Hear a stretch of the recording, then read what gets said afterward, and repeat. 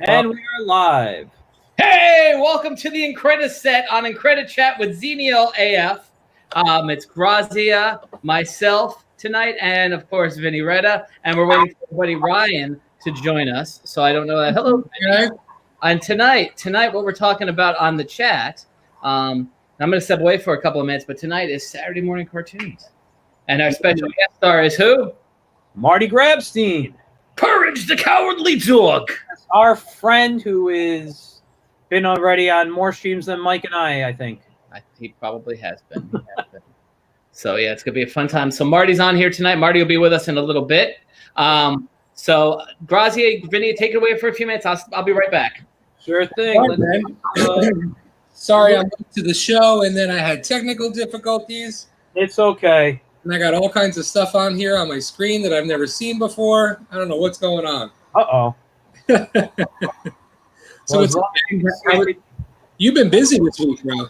Oh, this week, yeah, we've been doing Incrediweek. Next week, we're gonna have another one. But yeah, I've been going on like every day. This ends for me on Saturday, and I'm probably gonna not be on all the streams next week because I need a break. Yeah. Yeah.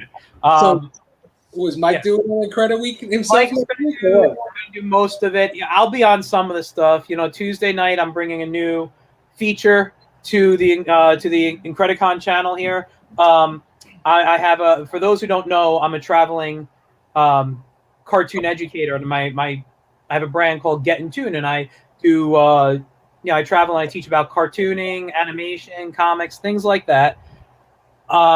But I've been really wanting to branch off and doing interviews with like cartoonists and other artists. And we've done some of that this week, but I want to just, really have one day where we know every Tuesday we're going to be talking to a cartoonist. So every Tuesday at 8:30 on the Incredicon page here, we will be doing Get in Tune with some artists that I have on. The first artist coming this week, his name is Rene Pfizer. He's from Australia, and he has a book, Kickstarter up for a new book that he's doing. But he's a great illustrator. Does a lot of cartoony fantasy stuff, goblins and things like that. And it's a fantastic stuff. And I want for those who don't know him to meet him and see his work. Awesome, man. Don't mind me now. I'm just sharing to pages and all that jazz. You do what you have to do. So I know we're going to be talking a little bit about the greatest thing ever, which is Saturday morning cartoons. Yes. And I know we've touched upon it here when we did the animation stuff. I pulled out a bunch of DVDs that I can talk about. I mean, I have a closet, 2 shelves full of DVDs in my closet, and I probably could have pulled out a hell of a lot more. But I got 1, 2, 3, 4, 5, 6, 7, 8, 9, 10. 11, 12, 13, 14, 15 DVDs I have here. We're not going to talk about all of them, but we'll just see how the night goes, and I could pull out something. Well, I figured you're probably going to get into a little bit of the classic animation and a lot of the, I know you have a little bit more of a passion for the action stuff than Lopez does. Yes. Lopez is just really, he loves the straight comedy. Like he just loves Scooby-Doo, Camp Candy, that kind of stuff. He's always had a passion for. I've liked pretty much the action adventure stuff, but you seem to be like somewhere in the middle.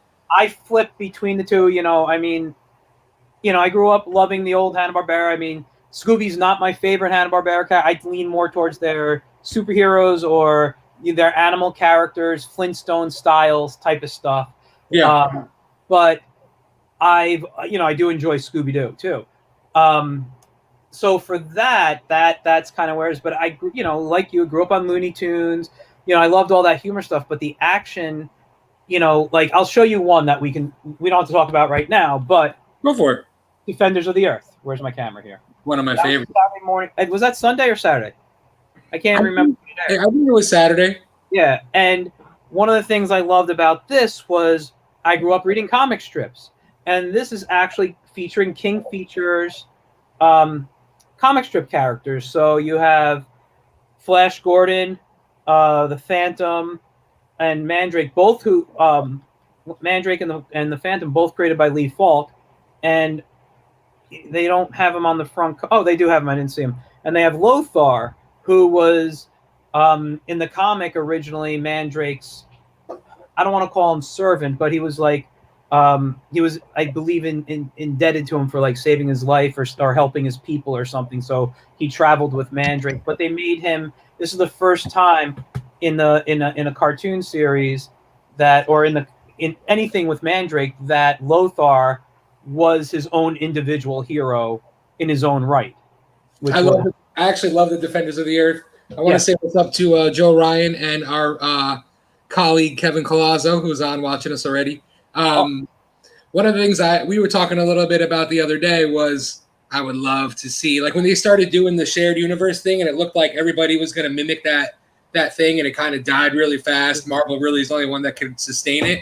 I was like begging for a Defenders of the Earth shared universe. Yeah. Like, I would love to have all the pulp heroes in there, even like Tarzan, Rocketeer, Shadow, obviously Phantom, Flash Gordon, the classics, but just Doc Savage, like those old pulp, not just comic strips, but novel. There was novels of those characters, and those were all great characters. I loved them all growing up as well.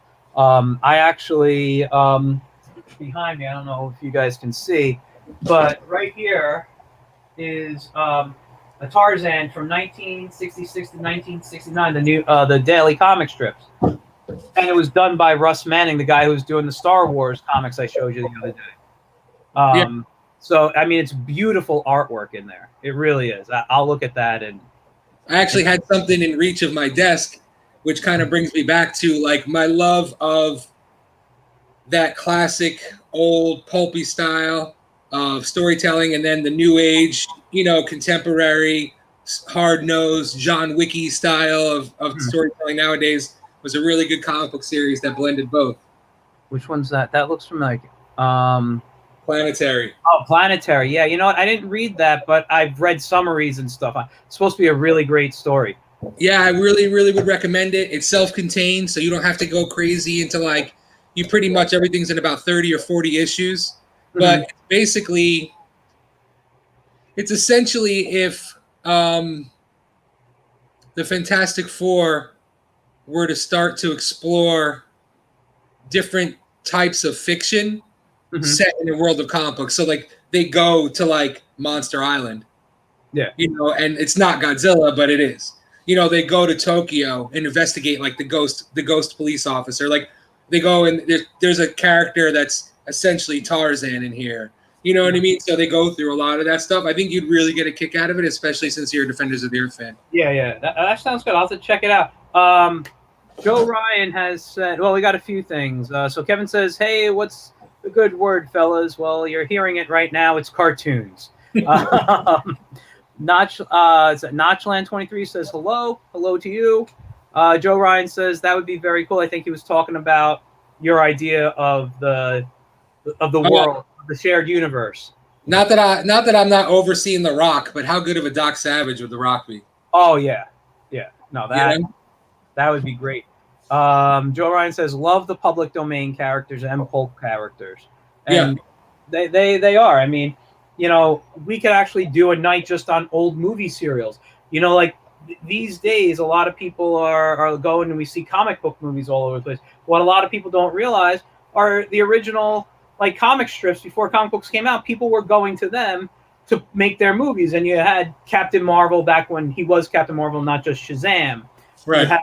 You had Dick Tracy.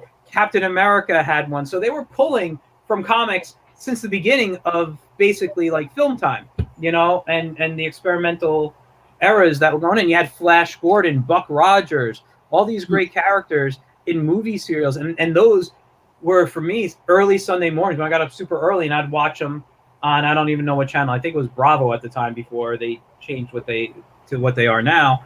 But as a kid, I believe Bravo used to show all those old serials in the morning and old comedies. And that's how I got into Abbott and Costello and all that stuff. I know we're talking about cartoons today, so it's hard for us to always stay focused on one type of thing. But between that and the Universal Monsters, you could go for. I mean, there's so much stuff there. Yeah, and the monsters themselves, the Universal monsters are copyrighted, but the monsters themselves, as Dracula, the vampire, all this stuff is public domain. So you can go and make your own vampire story and call it Count Dracula. The Wolfman himself, like, I don't know if the Wolfman is copyrighted because that was created.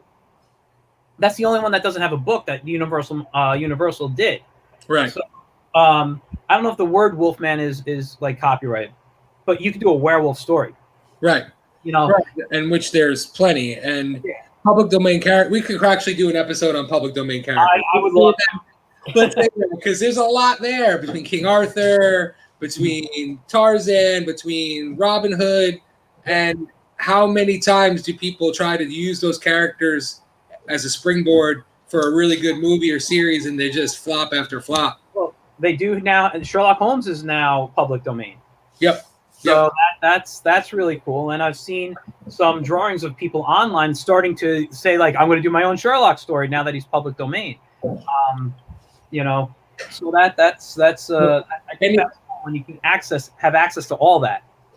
Anybody that's watching now, give us your top 3 Saturday morning cartoons. Anything you love watching with a big bowl of cereal in front of you. Throw them on there. We want to discuss them. A couple of things we like to do here when we get together is talk about some stuff we may have read or watched while we haven't seen each other in a week. And I watched this week, and I'm a big fan. Hold on 1 second. I just want to bring Mike in. Yeah. So. Hey, we're back. Yes. What's up, Mr. Lopez? We were talking about some current events. I know, and I did. Well, I did see that you guys were talking about movie serial. I actually picked up a movie serial the other day at the store. Go for it. Which one? Yeah, there you go.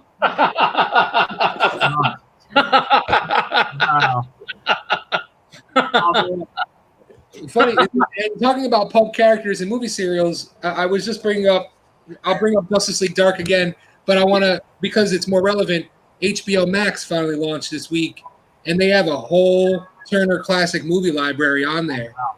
And there's tons of movies on there. 47 Ronin, Hidden Fortress, Godzilla movies, Westerns, all kinds of stuff that, like, 40s, 50s, 60s. They have that whole library on there.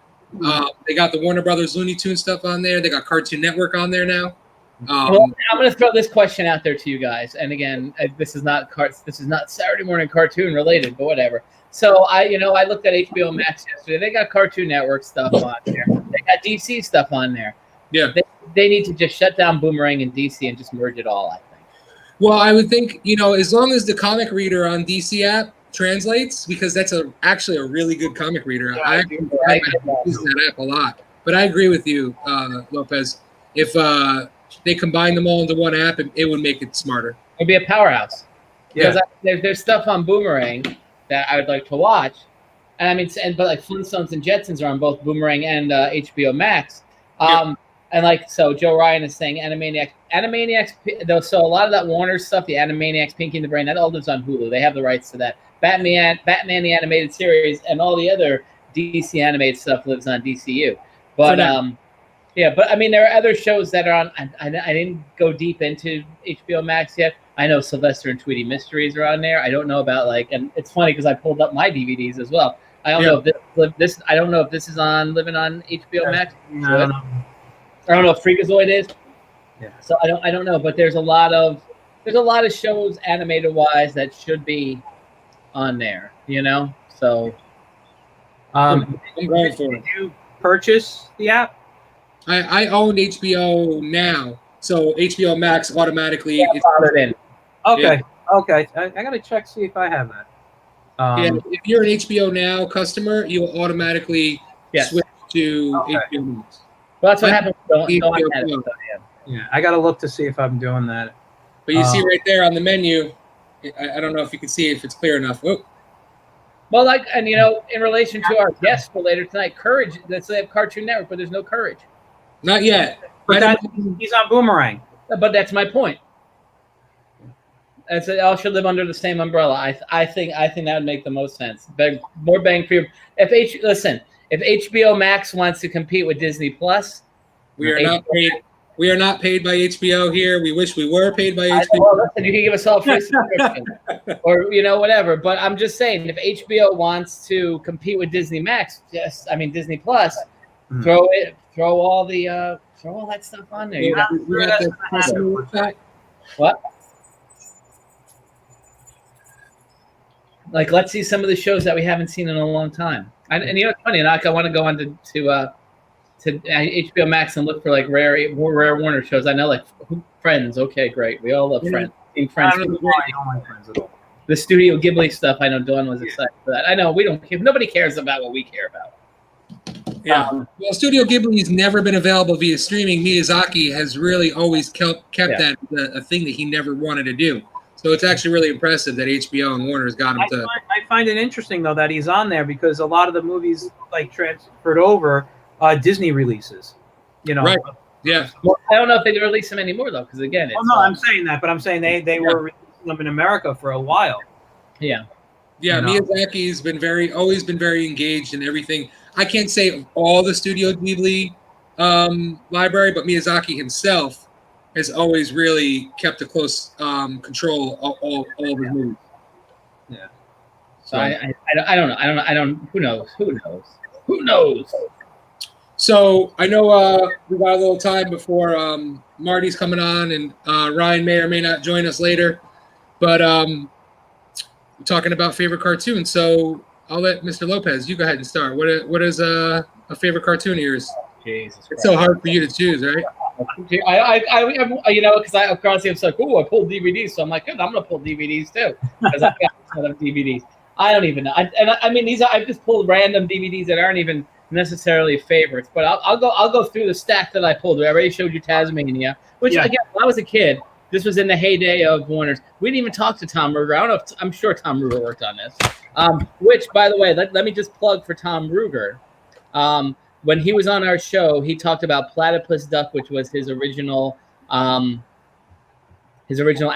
that he did back in the 70s when he was up in New England in school.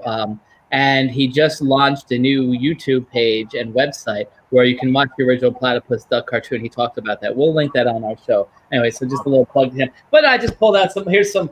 Wasn't this one of Ryan's favorites? He's not here to talk about it, but that was a series. What else did I pull? I pulled Bobby's World.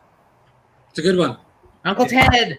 Paul Castiglia and us. We talked about this the other day. Classic man, yeah. Ruby Spears with my favorite character, Bad Luck Hula. Dark Water. Yeah, good one. Again, this is just a, and some of these are Tom Ruger plugs, but I mean he did good cartoons. Freakazoid, come on, yeah, good cartoon. Here's another Tom Ruger classic, Pup Named Scooby-Doo. Love that one. That's my favorite interpretation of Scooby-Doo right there. I thought this was a strong show when we were growing up. I enjoyed that too. Yeah, it was a strong show. Schoolhouse Rock. If we're talking Saturday mornings, this was a main staple on ABC. Yes. Here's another stupid one. Alf. Oh, that was great though. I enjoyed Alf. Alf was on. This is one of my favorite iterations of this particular program. The Galactic Guardians. I have that actually here as one of mine to show. The final season of the series, and then technically it's not really tied to it, but they had the Superman by Ruby Spears, which was great because it followed into Christopher Reeve, which I also have. This show I did like, and I don't know if maybe Scott was talking to us. I think Scott worked on this show, Scott Shaw. But I for some reason I like this one. Maybe it's Tex Avery, but it's a Quickie Koala. I should have pulled Ed Grimley too. I know. Yeah. but these were just a hand. I have too many to even Great Aid. Yeah. All the hand laugh. I didn't even pull Laugh Olympics. Like Jesus. Like there's too much. I can't narrow it down. Hold on. We got a comment here. Let's from Kevin. Let's put up his. He's got 3 actually. He's got 4 because he said Spider-Man is Amazing Friends. Well, that's what we were about to get to after. So said most Saturday morning cartoons, but I know I've got weekly in here, so please bear with me. Any Hanna-Barbera, Robotech, Voltron, G.I. Joe, Transformers, Looney Tunes, Bionic 6, Mask. Good Lord, there's so much that influenced me. And we talked about Mask a little bit on our animation. We talked about Bionic 6. He also has Bobby's World, Eat the Cat, Jason the Wheeled Warriors, which was really great. But before it all, Spider-Man and His Amazing Friends, which is on Disney Plus. Yeah. It's on what? Along with Spider-Woman, which is another ABC. Oh yeah, it's on Disney Plus. I've been watching it on and off. What, Spider-Friends or Spider-Woman?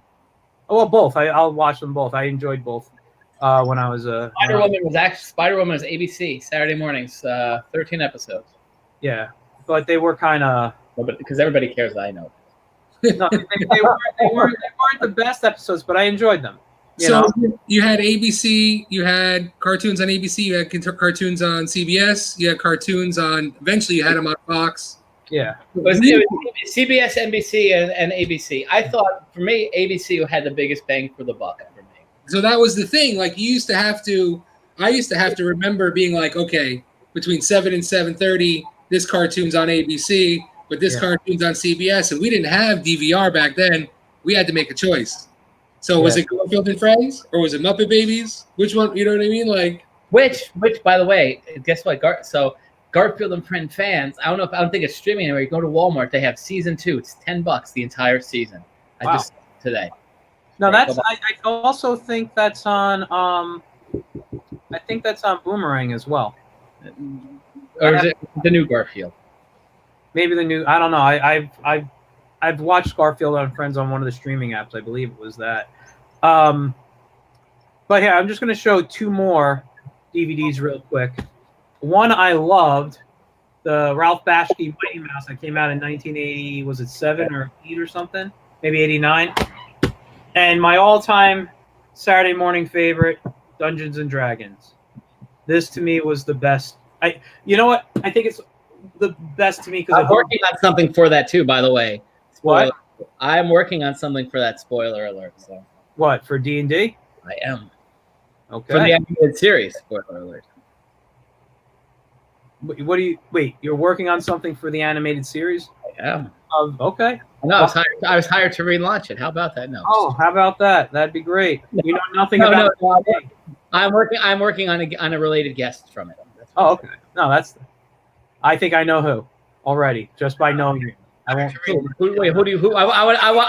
want you to tell me who you think it is. Knowing you, Donnie Most.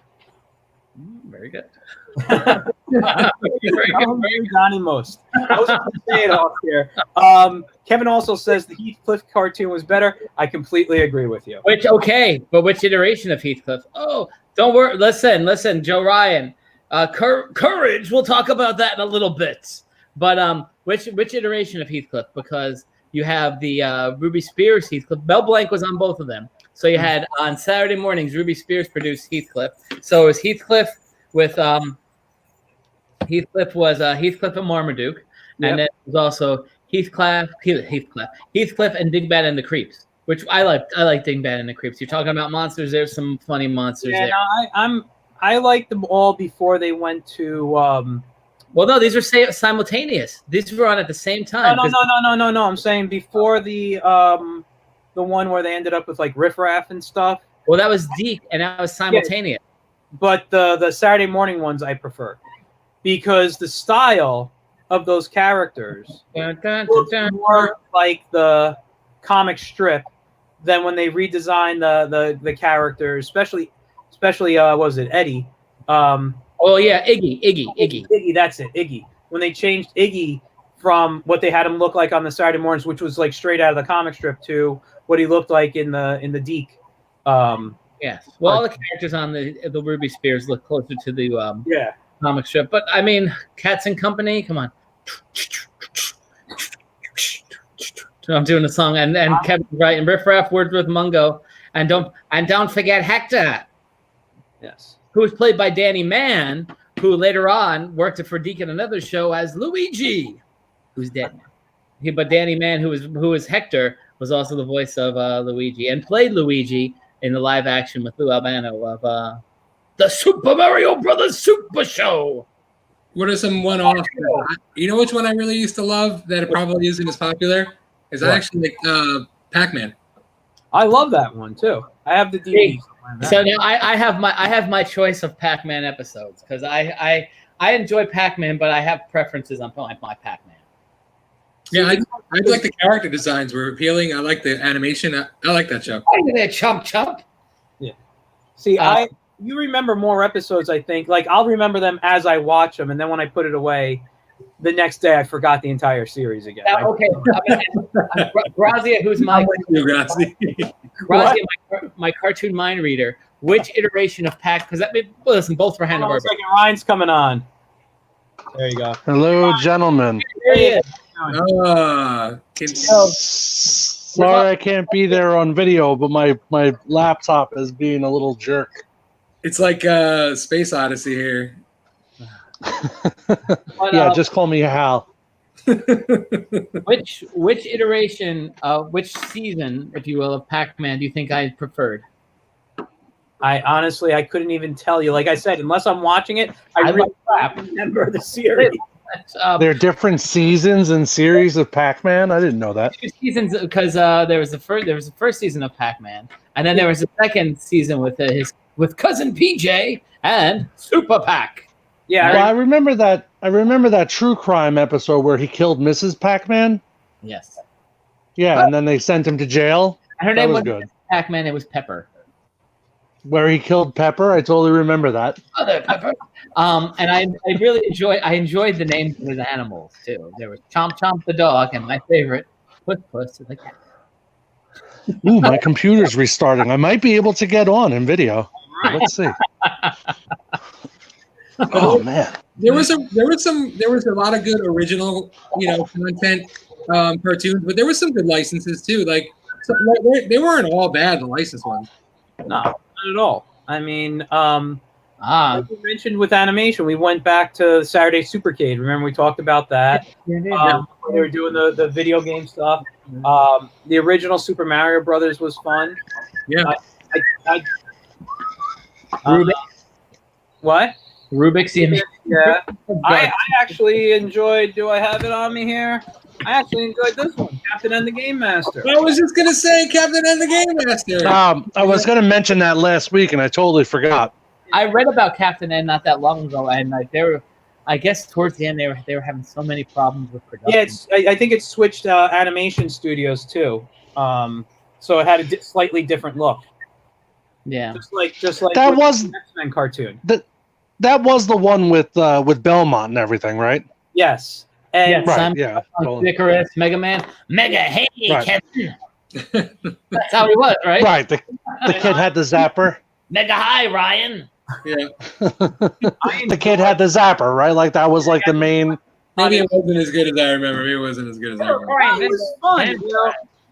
Game Boy, voiced by Frank Welker. Frank Welker did Game Boy too, didn't he? Don't know who the voice actor, but Game Boy came in, I think, in the second season of that series there. But that's when the show went. And the Super Mario Brothers Super Show with Captain Lou Albano. Yeah. Do the Mario. Swing your arms from side to side. Dun, dun, dun, dun, dun, dun. Yeah, Frank Welker was Game Boy. Surprise, surprise. Yeah, I remember there was a discernible difference in animation on that cartoon from like maybe the first or second season to the third season. Mm-hmm. For Super Mario, it got really bad at the end. I mean, it wasn't great to start either, but it seems to be pretty. That seems to be pretty typical for a lot of cartoons. The last couple of seasons, they kind of get farmed out. Yeah. Well, that's what like totally destroyed Gargoyles for me. The Goliath Chronicles were terrible. I liked. Okay, this might be cringy. I don't know if I'm gonna be. I like Denver the Last Dinosaur. Oh, I gotta say, I like the theme song to Denver the Last Dinosaur. I like the theme song to Denver the Last Dinosaur too. Oh man, I didn't watch that. He's my friend and a whole lot more. I wonder what that means. Oh, I don't remember. Maybe that's why I'm blocking it out. I don't remember that. What about Galaxy High School? Oh, that was Galaxy High School. That was a good show. Only 13 episodes of that too, but it was a very good show. Very good program. Yeah. Galaxy High. Galaxy High. CBS Saturday morning. Was that? I think I remember. I mean, like I remember days, Saturdays where it didn't matter what was on, man. I just watched everything. Yeah. You had to choose. Somebody, I had no filter with it. Like there wasn't like, if it was Saturday morning, I was just planted, even if it was a terrible show. oh yeah, I mean, or also now. Well, that happens with Netflix now with bad movies. Yeah. But tell me, how come Pride of the X-Men never turned into a TV series? You know, I actually know this because I follow I forget his last name, but he was like the producer on it on Instagram. Stu Rosen? No, Larry something. Give me a second, I'll look him up on it. But what happened was because he just recently posted about it, and I can read actually. You can. Larry Houston, I think, or Houston, however you say his name. He said, you know what it was? It was because the reason is because when that premiered, they used Kitty Pryde. Yes. But she was not Right. She was kind of fading out, and they created like Jubilee and Gambit at that time, and they wanted to really promote those characters because they were the new hot characters. So well, there was a sizable span of time between Pride of the X-Men and the animated series, right? There was a good, but that was like almost 10 years. Let's say almost close to I was gonna say that was like a decade. Pride of the X-Men debuted in '89. That's what I was gonna say. It was '89, and like X-Men was '93, I think. Okay. Oh, that's not bad. Well, so I will throw this out there, and I don't know if you guys have read this. So as everybody's home and everybody's streaming, Jubilee came out in 1989. Wow. What? Jubilee did debut in 1989. I had no idea. Yeah. I would never have thought that because I really kind of Kitty Pryde is more of a mid-'80s character, so I guess Pride of the X-Men was a little late to the show. Yeah. But I think I thought Jubilee too was like, because there was that whole the video game, the 4-player and 6-player, I think, video game that was in the arcade was modeled after Pride of the X-Men, and then they replaced Kitty Pryde with Dazzler, and Dazzler was kind of replaced in the comics by Jubilee. Yeah. Dazzler was in the Pride of the X-Men. Yes. I gotta say though, Right, she was. preferred the animation to Pride of the X-Men to the look they did of the X-Men cartoon, trying to capture that '90s, Jim Lee look, which I don't have an issue. Well, but it was yeah. Go ahead. No, I was gonna say it was just say it was G.I. Joe. Yeah. Yeah. It was all the G.I. Joe voices, and sorry to interrupt you. Yeah. No. It's okay. There was times when that animation definitely you can actually see every once in a while. You'd be like, oh wow, that does kind of reminiscent of Jim Lee, but like just a little bit, like kind of the way like Pizza Hut's reminiscent of actual pizza. Dude, don't you be talking bad about Pizza Hut. The word on the street is that people have been or not not the industries. The companies have been looking at streaming numbers, and Gargoyles, X-Men in particular, both of those, Disney Plus has been looking at, and there have been conversations about continuing the series, kind of like how He-Man's being continued on Netflix. Mm-hmm. Disney has thought about maybe doing more X-Men, the animated series, and Gargoyles. And Gargoyles, there's been a lot of conversations about Gargoyles. Yeah. With X-Men, there is so much untapped story.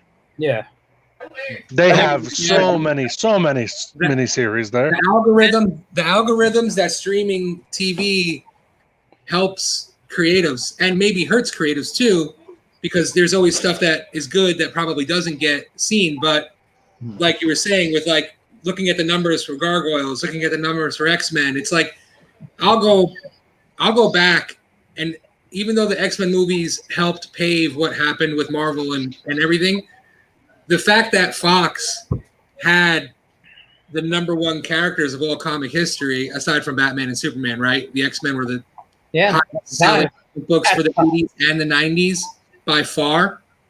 And they really categorically did not transfer the success where Marvel and Disney did with the B-level characters of like Iron Man and stuff. And they had those characters in the palm of their hands.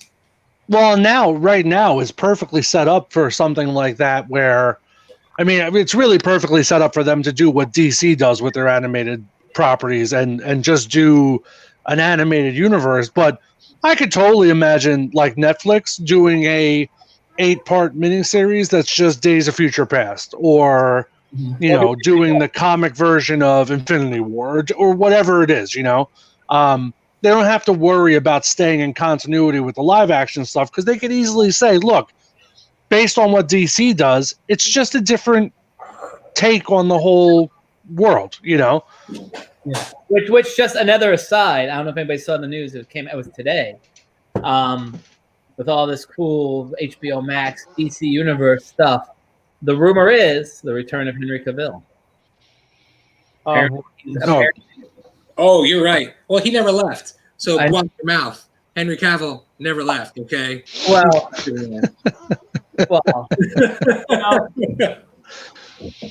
dude, Vinny is in love with Henry Cavill, right? It's Tom Cruise, then Henry Cavill. Yeah. I mean, Man of Steel. He's no Nathan. It's like, and Henry man, dude, we're in the most recent Mission Impossible. I know. Better than that. I know. You could die happy now. Who's they're like Fillion? No, they're like before and after. You see them in a commercial. They're like before and after. Oh man, I can't wait.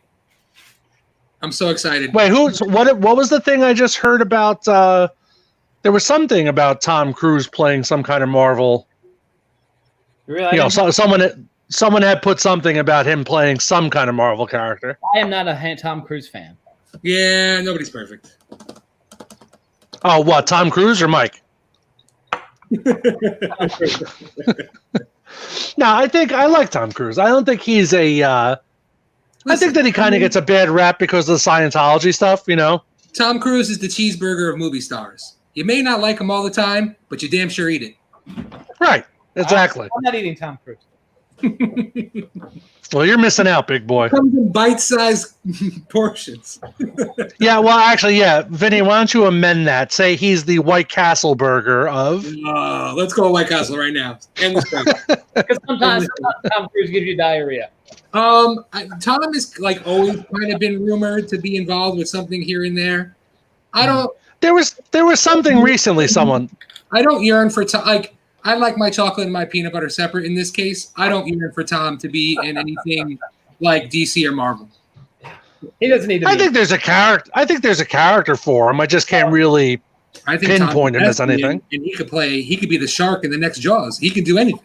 See, my problem is Tom Cruise to me has become a caricature of himself, much like somebody like Al Pacino and Robert De Niro. You know what you're going to see when you see them. And like you don't just, for me, I can't disappear into a character when I see them on screen in modern day films. I can go back and watch the old stuff and really enjoy it, but the modern day stuff, I feel like, well, they've kind of been typecast in some way. That didn't happen William Shatner in a Marvel movie. So so there's very few. My wife and I were just talking about this. Barbara and I were just talking about this. There's very few actors who are chameleons these days.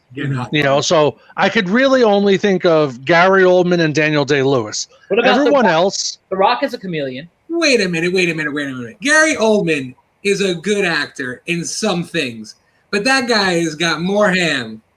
I don't know why I keep on using food references for everything.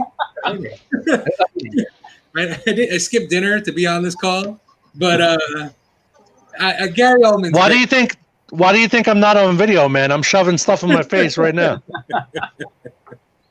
Okay. Gary Oldman, pound for pound, first of all, is a way better actor than Tom Cruise can ever wish he could be. So, what? Number one.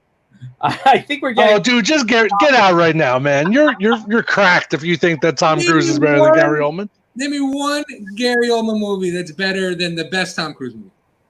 True Romance. What? Which one? True Romance. True Romance. The Professional. Okay, The Professional was good, but he wasn't great in that. He was ham. Well, he's always, dude. Okay, look, bro. I'm not saying a slice of ham in The Professional. Are you kidding me? He's eating. A good thing it wasn't in 3D. He might have eaten my popcorn while I was watching that movie. Dude, you're saying this with someone like Tom Cruise, whose teeth are bigger than his fucking head. That man is gorgeous. He can do no wrong. You're just in love with him because he's a vampire. Hold on. Let me. That's a great movie, and he is awesome in that movie. Oh no, it's not really. Mummy. He did wrong in the Mummy. Ooh, Hold on. It was bad. Nothing could save the movie. There you go. He said he could do no wrong. We found the movie. I never said it was unreasonable. Stoppers, I got some comments. Number one, Kevin has said, please stop. And number two, I think he agrees with Ryan saying Gary's a chameleon. Tom is the same guy in different movies, and that's exactly how I feel. Well, that's like Agreed. The Rock is the same guy in different movies too. Oh, so a modern day chameleon, which I had posted, would be a great Joker, is Sam Rockwell. Yes, I can agree with you there. He does good stuff. But let's redirect back to our topic here because we got some comments from people talking about cartoons. I can parlay Tom Cruise back into Saturday morning cartoons. Go for it. Captain Planet was originally supposed to be voiced by Tom Cruise. Really? Yep. And then they were like, "What the hell are we thinking?" No, did you ever see the voice cast on Captain Planet? No, who was in Yeah. it? Burton, Goldberg. Lopez has to know this entire stuff. I can't be the Well, no, I know we got Whoopi Goldberg. We got LeVar Burton, right? Yeah. Let me look. Captain. I was not a Captain Planet fan. I mean, was anybody really a Captain Planet fan? It was a shitty cartoon. Yeah, you just kind of Well, I watched think it on to get to something else. that was also right on the cusp of us being like I was saying, when you would sit down on Saturday morning and watch any cartoon, I feel like Captain Planet was right at the end of my childhood, even though I was probably a teenager at that point. It was at a point. Oh, go ahead. It was just at a point where I was just like, I can't watch this. This doesn't interest me at all. Like okay, so here's the cast of Captain Planet. Oh, really? Okay, so Captain Planet originally, I don't know who the hell David Coburn is, but he was the voice of Captain Planet. Whatever. LeVar Burton was Kwame. I don't know who Joey DiDio is. He was Wheel. I don't even know who guy was. Kath Sochi, who is a voice actress, she's there. Dennis Quaid, I don't know who that is. Scott Menville, who's known as Robin, was my time. You don't know who Dennis Quaid is? No, not Dennis Quaid. Janice Quaid. You don't know who Janice Quaid is? Who did the voice of Suchi the monkey? Take a while. Duh. That'd be Frank. I'm putting the link in the show notes or in the feed because he actually recorded 6 episodes. The voice actor had to re-record them. Jeff Goldblum was on it for a little bit. It's prolific. It's a prolific voice cast. He's Stockwell. Frank Walker again. Meg Ryan did it for a little bit, and it was taken over by Mary Kay Bergman. I couldn't watch it. It was like doing homework. Coburn. What year was it? Martin Sheen, and then Jim Cummings took over. David Moore. Sting actually did an episode. Jesus. What year was it? Says, well, and it was 1990 through 96. 1990 it lasted so long, too. It was like, wow. I don't understand why anybody watched it. 1990 I didn't realize it was that long. Was produced by Deke, and from 93 to 96 was produced by Hanna-Barbera. so almost Tom Cruise. I would have changed my opinion if Tom Cruise did the voice. Same cartoon, I would have been like, greatest cartoon ever. hold on. Kevin says the Don Cheadle version is the best Captain Planet. I was just thinking of that. Joe Ryan also says Nick Cage is also the same character always. Absolutely. So is Christopher Walken. Yes. Oh, man, Nick Cage is prolific. But I love them both. Michelle Borg says bring the Saturday cartoons back. Joe also mentioned cartoons like Sonic the Hedgehog and Earthworm Jim. Sonic voiced by Urkel. Yes. At least in the original stage. I can't think of the actor's name. Who's the actor that plays Urkel? It's the same. Isn't he doing something right now? A voice or something like that, isn't it? Well, Urkel did meet the Scooby Gang and Guess Who Scooby-Doo or whatever the hell it is. I haven't watched any of those. It's a shame. I watched a couple. They were okay. It would be great if they were. You know what? Saturday morning cartoons. What would be smart if Cartoon Network or Boomerang actually aired them to tie into the movie to promote the movie. But no, let's have everybody subscribe. That's why I'm against the subscription thing. They have shows. Promote your movies with this stuff, but whatever. I've always hated the way, and this is probably makes them more money, but I hate the way Cartoon Network and Nickelodeon schedule in blocks. They'll do like 4 hours of like Teen Titans and like 4 hours of something, and it's just, I don't know. Apparently it works for them, but it's one of the reasons why I don't keep up with more TV cartoons while they're being aired, and I usually catch up with them. Because they don't air them right. Yeah. They have these incredible libraries on Nickelodeon and Cartoon Network, and they fail to use them properly. Victor Romero is saying, is it wrong that I actually like the Deke, Sonic, and Super Mario cartoons? No, it's never wrong to like anything, actually. No, everyone can. It's okay. Everyone is entitled to like what they like. Somebody out the billions of dollars. Those Pirates of the Caribbean movie made billions of dollars. Yes. My wife actually I was just talking to my wife, and I said, is it bad that I like the Pointer Sisters? It's a guilty pleasure. And she said, there's no such thing as a guilty pleasure. No. We've actually proven that there's plenty of things as guilty pleasures. Well, I love the Pointer Sisters, damn it. We do a live podcast every week about stuff that has done nothing but cost us money throughout our entire lives. And how much we love it. That should be the name of our show, Guilty Pleasures as Fuck. Well, then let me drop this on you and say that my favorite cartoon of all time is Biker Mice from Mars. No. It's Street Sharks. James. Nope. No. It's actually the. I'm just looking through a list here. It's Maxie's World. Skeleton Warriors. Mighty Max? No. Marsupilami. That's the best one. Missed it. What was the one with King Arthur? King Arthur and the Knights of Justice. I love Knights of Justice. That was a good one. I have that on DVD. Who would win in a fight? King Arthur and Knights of Justice or the Visionaries? Oh, King Arthur. Yeah, I have to agree. All right, James. He's got the numbers. Kevin just said James Bond Jr. Couldn't watch it. I love James Bond Jr. Really? And sometimes it was the theme song that brought me into it. If it has a good theme song, you're going to draw me in. Kevin mentioned Shirt Tales, which I enjoyed as a kid. Which season? I don't know. I don't remember the seasons like that. It was before or after Kip? That's Mike. That's what we have Lopez for. Why are you directing those questions to anybody but Lopez? Yeah. Kevin, do you like the ones with before or after Kip the Kangaroo? Kip was season 2. Nancy Cartwright was the voice of her. What was the cartoon that was like the Universal Monsters? Was it called Universal Monsters? What do you mean? I don't think so. I just remember there was a cartoon where it was like the basic Universal Monsters. I know what you're talking about. Are you talking the Drac Pack? Was that what it was? The Drac Pack? When was that? The 70s? No. Well, it was 80s. Early 80s. I have them. I'm sure you do. Was it a Hanna-Barbera? Yeah, it was Hanna-Barbera. I got it. Joe says, does anyone remember Bruce the Kid? I don't know that at all. Bruce Willis as a kid. Oh, it was an actual. Yes. That was called Bruno the Kid, I believe. Bruno. Yes. Well, no, I think he was talking about.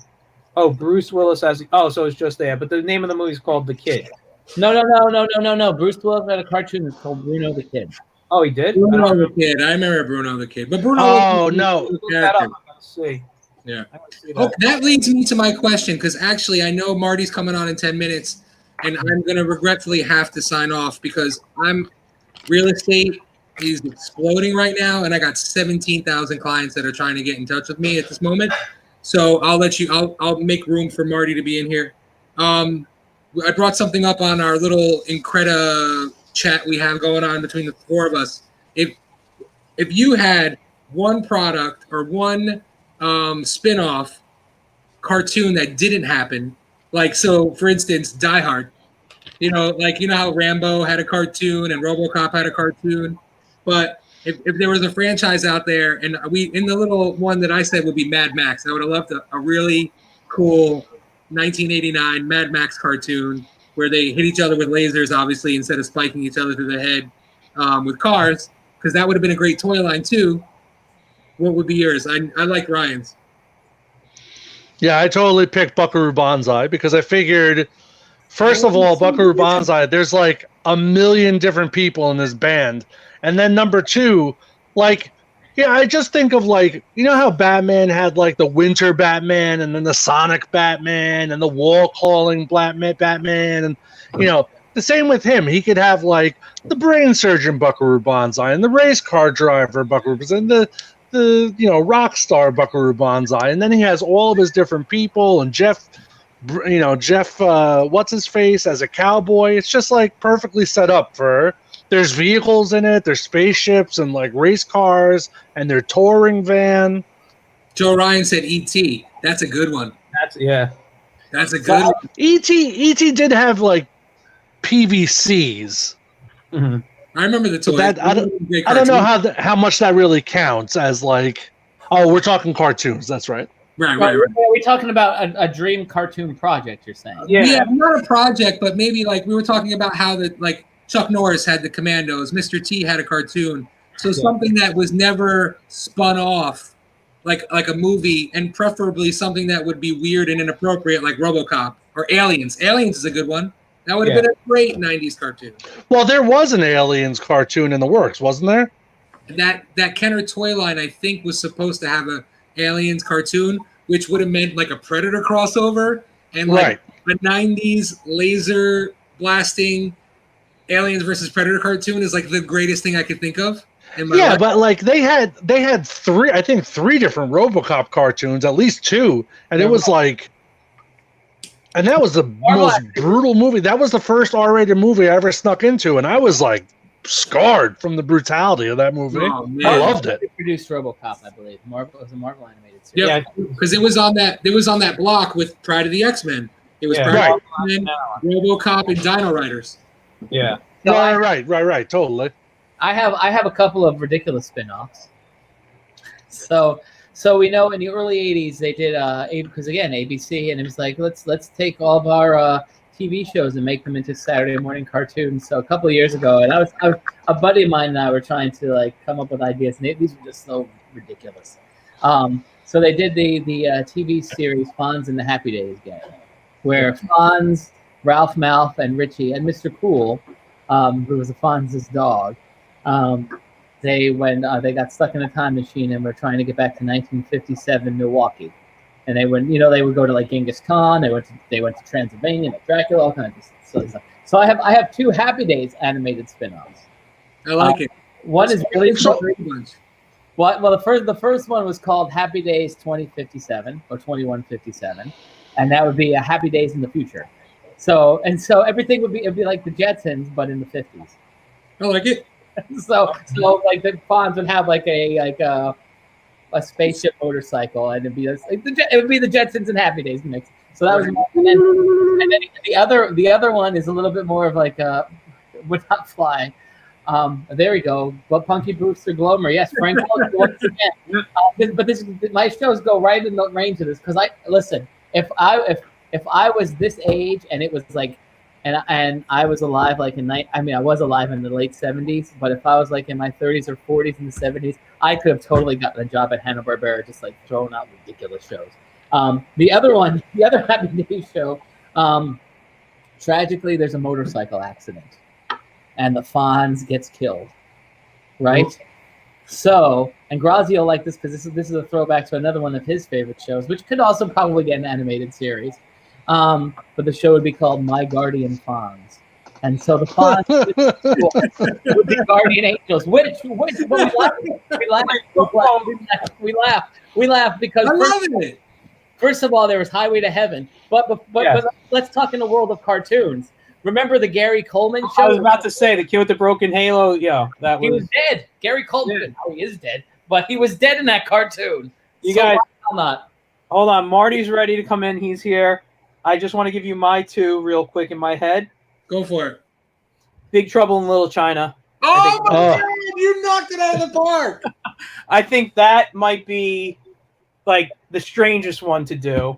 And, you know, I always, and as a kid, I always wanted a Goonies cartoon. I loved them. Yeah. That would have been such adventure cartoon, you know, because you watch these cartoons, and I can't think of the one off the top of my head. You know, it could be something like Dungeons and Dragons. Kids going on adventures. Goonies was just like, you're a kid, you want to go off on crazy adventures like that, you know, and it would have just been great. I love it. I was gonna say Goonies, and then the other one I was thinking was Fly the Navigator. That was a surprise that didn't turn into a cartoon. Let me bring Marty on. Listen, hello, Marty. Listen, you didn't need to make a big stink out of me entering. I could have just entered in the middle of Goonies and all that. Wait, am I allowed to curse?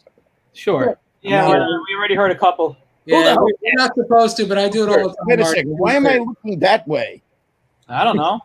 Marty coming from the bunker. Hold on a second. Something looks really weird about the way I'm. I don't know what you're doing.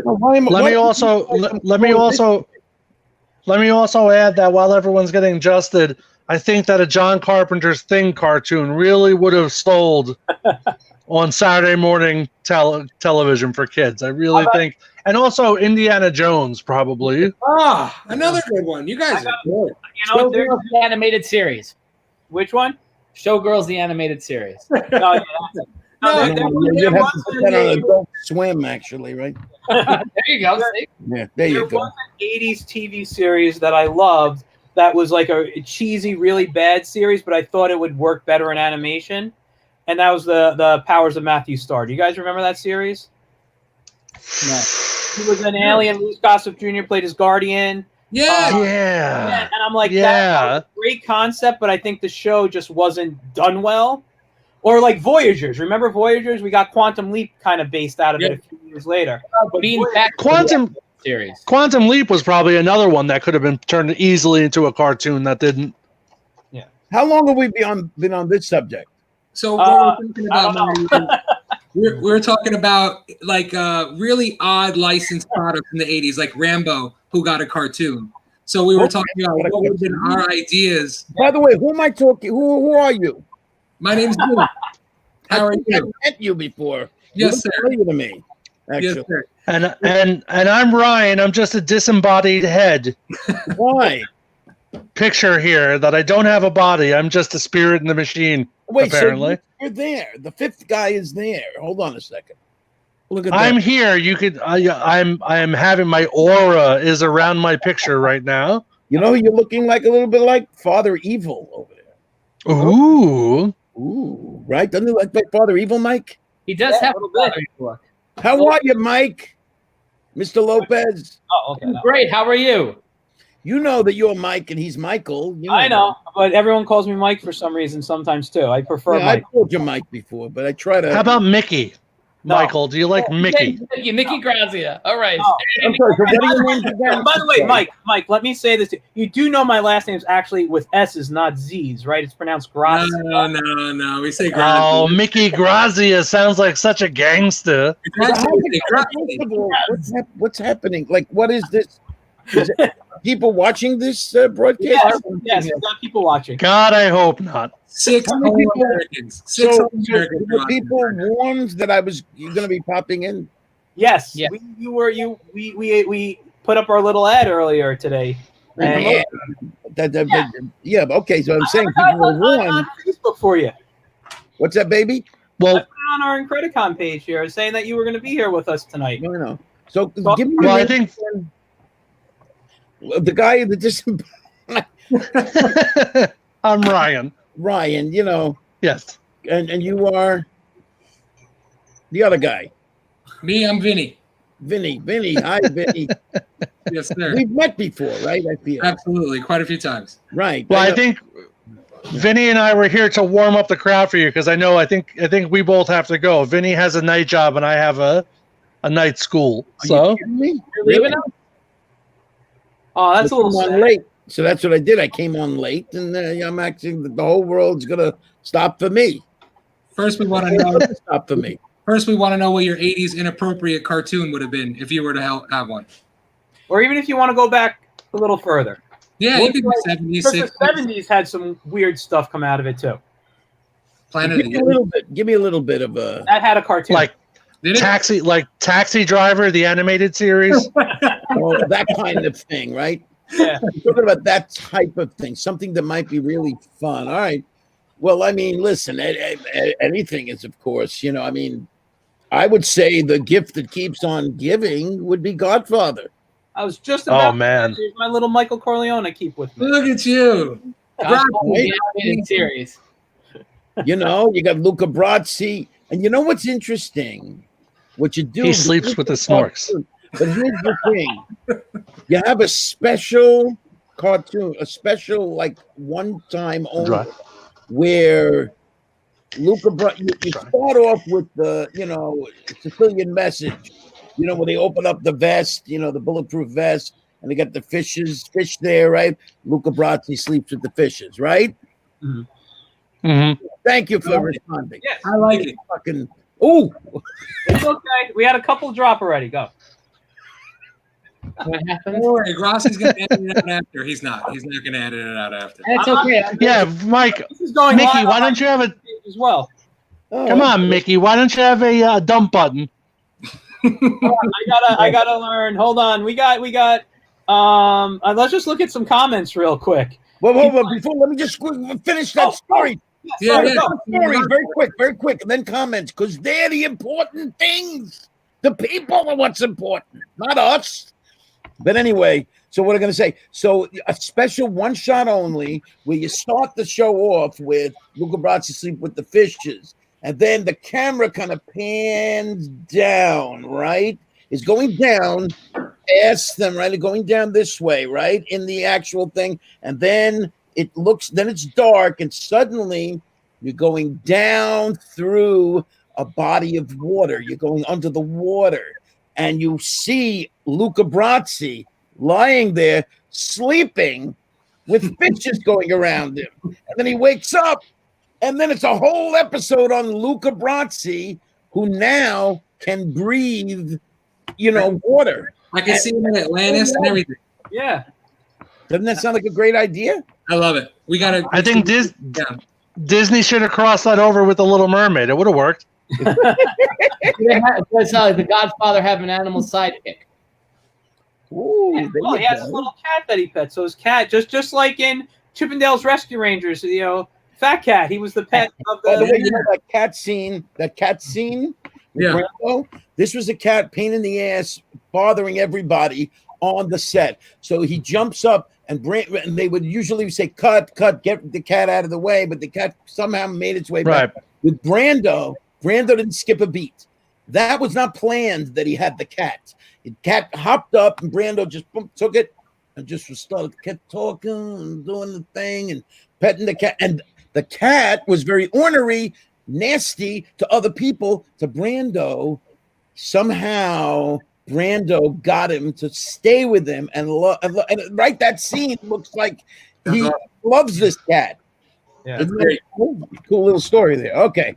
That is cool. I'm saying goodbye to you guys then. We'll comment. Yeah, we're going to head out. We're going to make some room for you. I got some stuff I got to do. Home for me. But thanks for coming on, guys. It was good chatting. We'll be back next Thursday. Sounds good. Definitely. All right, cool. I'll talk Good to seeing you, guys. Rosie said he's taking off next week. I'm not every day, but some of it. All right. Mickey, Cool. All right. All right. All Talk right, to you later. See you later. Have a great All night. right. Take care, guys. Bye. And I will also make my departure. Thank you, gentlemen. Take care. Good seeing you. Nice meeting you, sir. Hopefully we will be on again together, and I'll have my camera up so you can actually see me. Don, I'm glad I jumped on when I did. I jumped on slightly earlier than I intended. I got to meet you for 5 minutes at least, Thank you so much. I will talk with you guys very soon. Pleasure, guys. Pleasure. See you later. Bye-bye. Bye. All right, my friend. Oh, hold on. Sorry. I I was removing Ryan from the screen, and he cut out on his own, and he did it so fast that your name was next to him. Oh my goodness. You felt the need to explain that to me? No, That's Martin doing tonight. Okay. Comments. Go ahead. Well, Joe Ryan, it's not over already. You know, we just got Marty's just here. The party's starting. hang out. Incredible We continue. got a lot of comments. I will say this, just going back to the topic we were just on. Kevin says a Cobra cartoon. You know, Sylvester Stallone movie. I could totally get behind that. I love Stallone in like everything. So, anyway, let's look around here. My apologies, gentlemen, for coming late. Mm-hmm. No worries. No worries. No, never. I told you that. See Never that- need to apologize. We see that pause in between the response was Because I'm reading yeah. comments here. Number one, Kenny Mendoza says, "OMG, courage!" So we got that. And he says, your favorite line there, the things I do for love. Things I do for love. Ay. What else? Go ahead. Victor asks a cartoon series based around The Princess Bride. That's a good one. What do people think of my Luca Brasi story? Yeah, that's another thing we should find out. What do you guys think of the Godfather cartoon? Oh, Kevin says, LOL, I was thinking G.I. Joe's Cobra, but that works too. I don't know. We were talking movies, so, but I can see a Cobra cartoon, see it from the other point of view. Cobra's in that Stallone as well? Well, no. There's the movie Cobra, but then there's the G.I. Joe cartoon, and Cobra's the bad guy. Oh, okay. I didn't know that. But Marty, we're talking about cartoons tonight, you know, and obviously you are technically a living cartoon. Many times I've been referred to as such, even in my real life. Like just not even having to do before Courage. I was viewed as a living cartoon. Yeah, because you're so. Yeah, I gotta say this. When we did Marty and Me last week, my parents tuned in for a bit and they loved you. They're like, he's very, very energetic.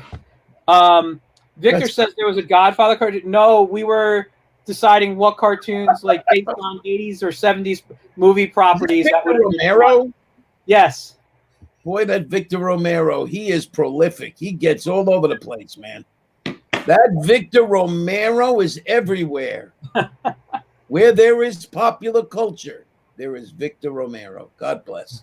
So, I love that idea, and just once again, my little Michael Corleone pop figure. Michael Corleone. That is the worst impression. What happened before this thing? Well, we were talking about cartoons. We were holding up some DVDs. Like I have my Dungeons and Dragons, and I have my Mighty Mouse from Ralph Bakshi that he did. I got my Bakshi. Yeah, he did. Mighty Mouse. Yeah, back in the 50s.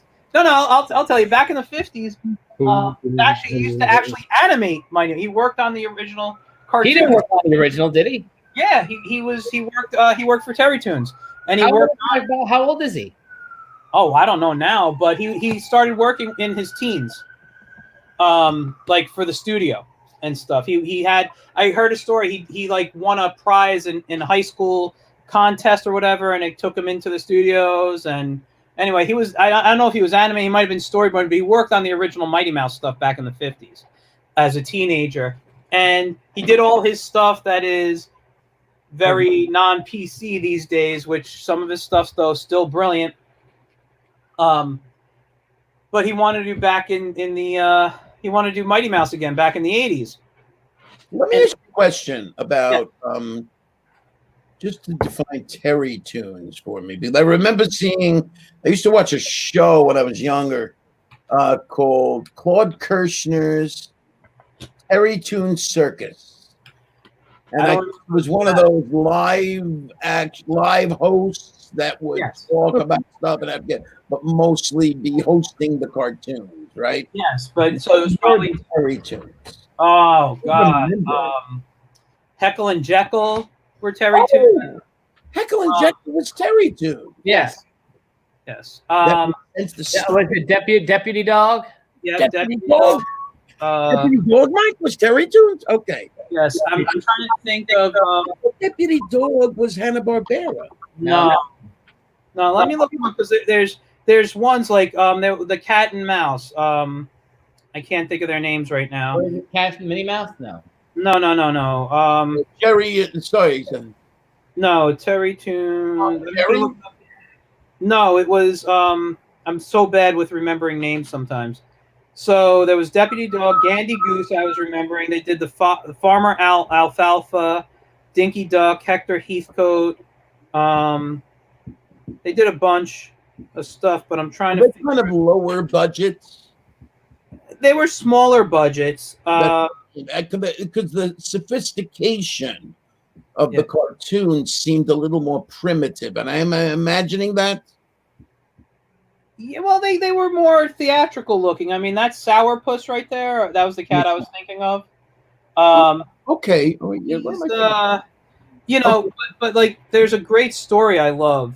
And Mike, you may know this because it's about Joe Barbera. You know, he used to work for Terry Toons. And you know I love Joe Barbera. Yes, you do. And in Terry Toons, he was thinking of leaving, but everybody was leaving to go out to California, and he was thinking of doing it. And Terry Toons gave him a raise. And then while he was walking, and Joe's told the story and stuff. And while he's walking to get his check, they give him his check. He sees the raise. He's like, "Oh, this is nice." And they come back and say, "We made a mistake on your check," and they gave him a new check, but it was a lower check. So he said, "Okay, I quit," and that's how he ended up going out to California. And wow, that was like the history. You know, the rest is history. You know, he started working with the other companies and stuff. But there were a lot of great people. Like Bruce Timm worked on this. John Kay, who created Ren and Stimpy, worked on this. What is it? What am I seeing? The shiny. The Mighty Mouse cartoon. Okay.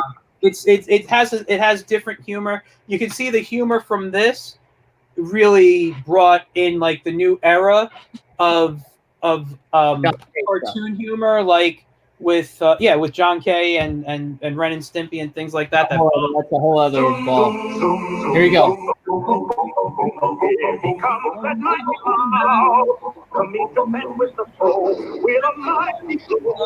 Won't be afraid anymore.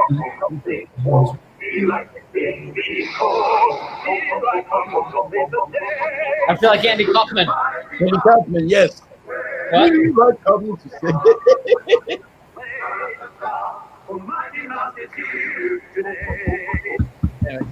Andy, it throws me back to Andy Kaufman there. You like Andy Kaufman, Mike? I like Andy. A quick little. I know we're going from my. Look, this is how we are.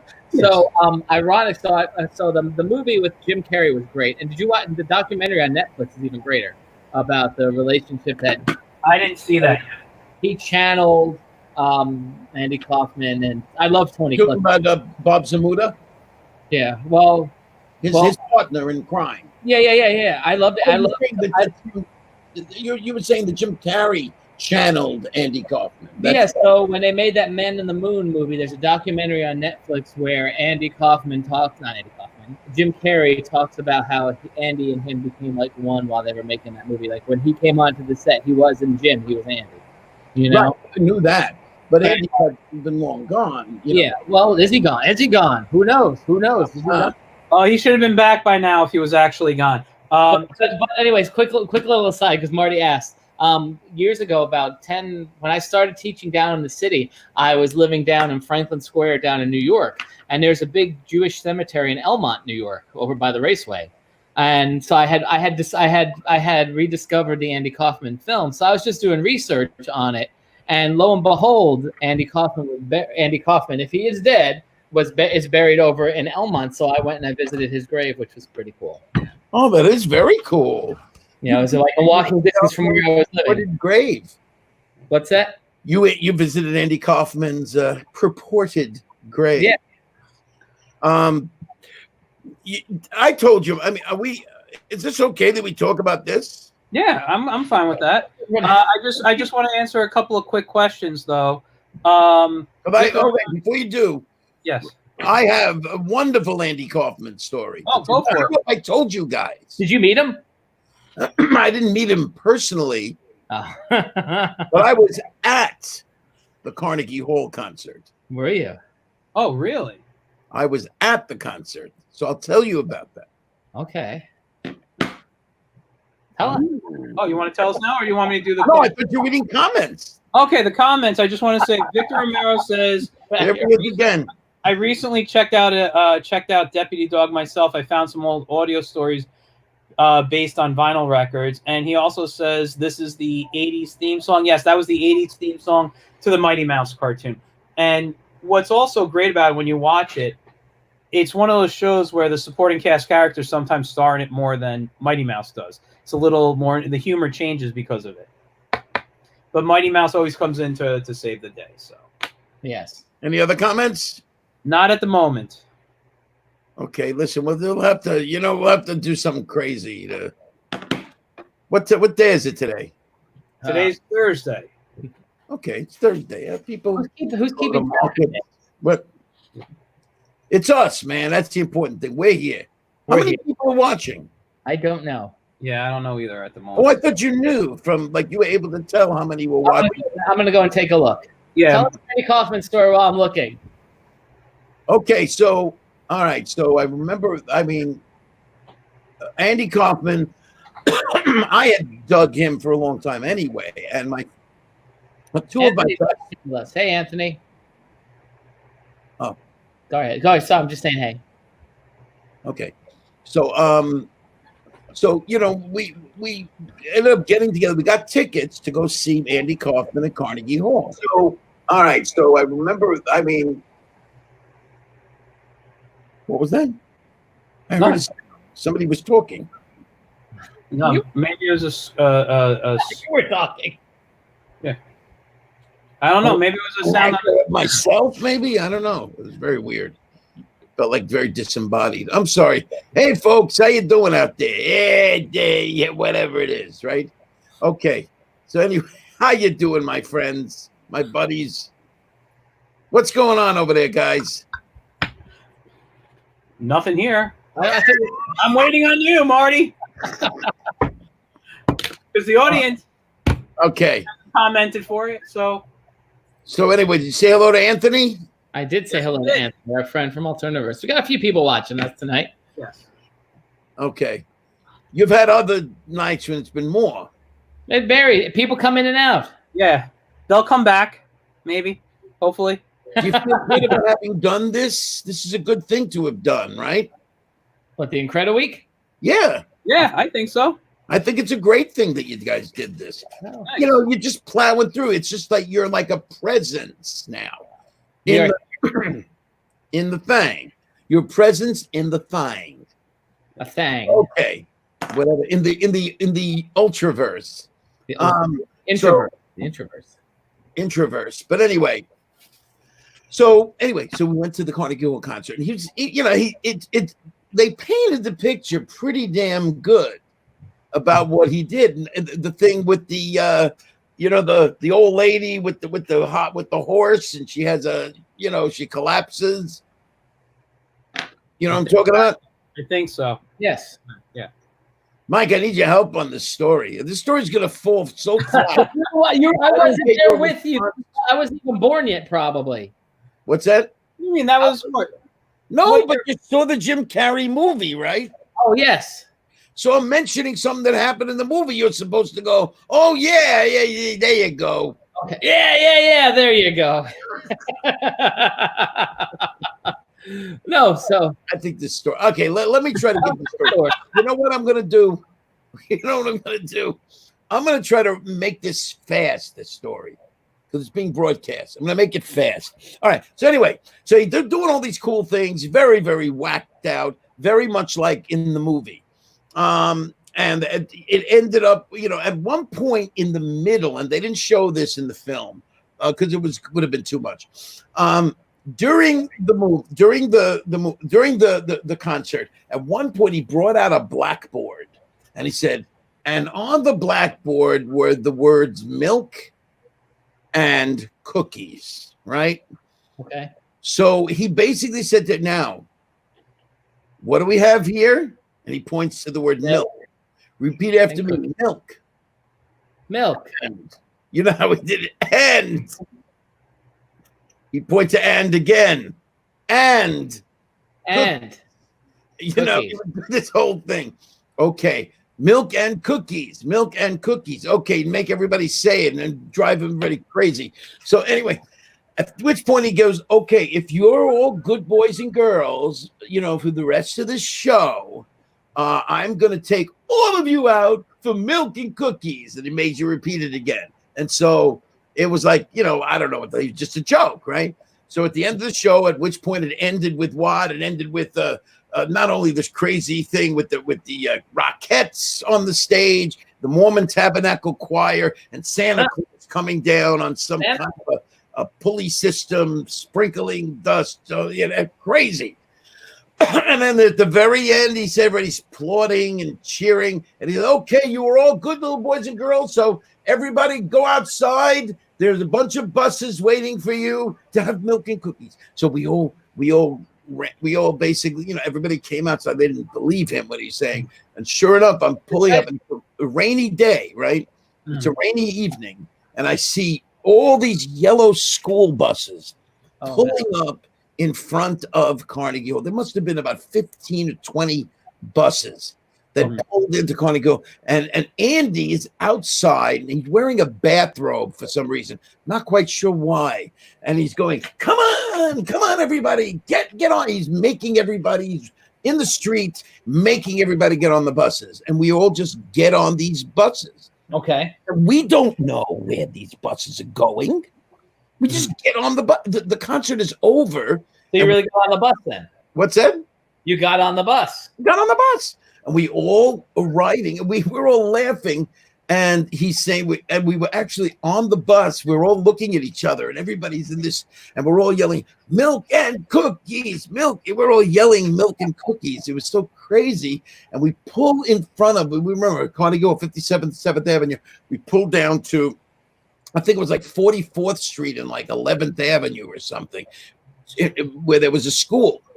Okay. We pulled in front of the school, and you could see right in front, there's a huge, like a lot of lights are on, and there's a big sign that says for the cafeteria, the school, elementary school cafeteria, and a big sign that says milk and cookies. So we all go into the cafeteria. And we're all going through, and everybody's, you know, there's all these people working, like a whole lot of people. Everybody comes into a little bag of famous Amos cookies and a little container of milk. Boom, boom, boom, boom, boom, like a factory going through the, you know, the line. And then we don't sit down like they did in the movie, because this would have been taking the movie too long. Okay. We actually were told to go upstairs, up the school. We're in the school now. And we go into the school. Remember, it's 10 o'clock at night. We go into the assembly. So and they really went into a school building for real. Yes, it was the for real school and the for real cafeteria. And now we go up the flight of stairs and we go into the assembly. And we're all sitting in the assembly, and Andy's on stage, and there's now a little mini variety show with him. He becomes the MC. And other acts that this 4-person harmony doo-wop act performed, dressed as transit workers, and a mystic on a bed of nails. And then Andy beginning in early stages of his wrestling women. So they made all of this happened. This went on for about 40 minutes in the school assembly. And it's like, this is crazy, right? I wonder how he got the school's permission to do this. He got a different time period, right? So then at the end of that, Andy gets on and says, you think this is over? This is not over yet.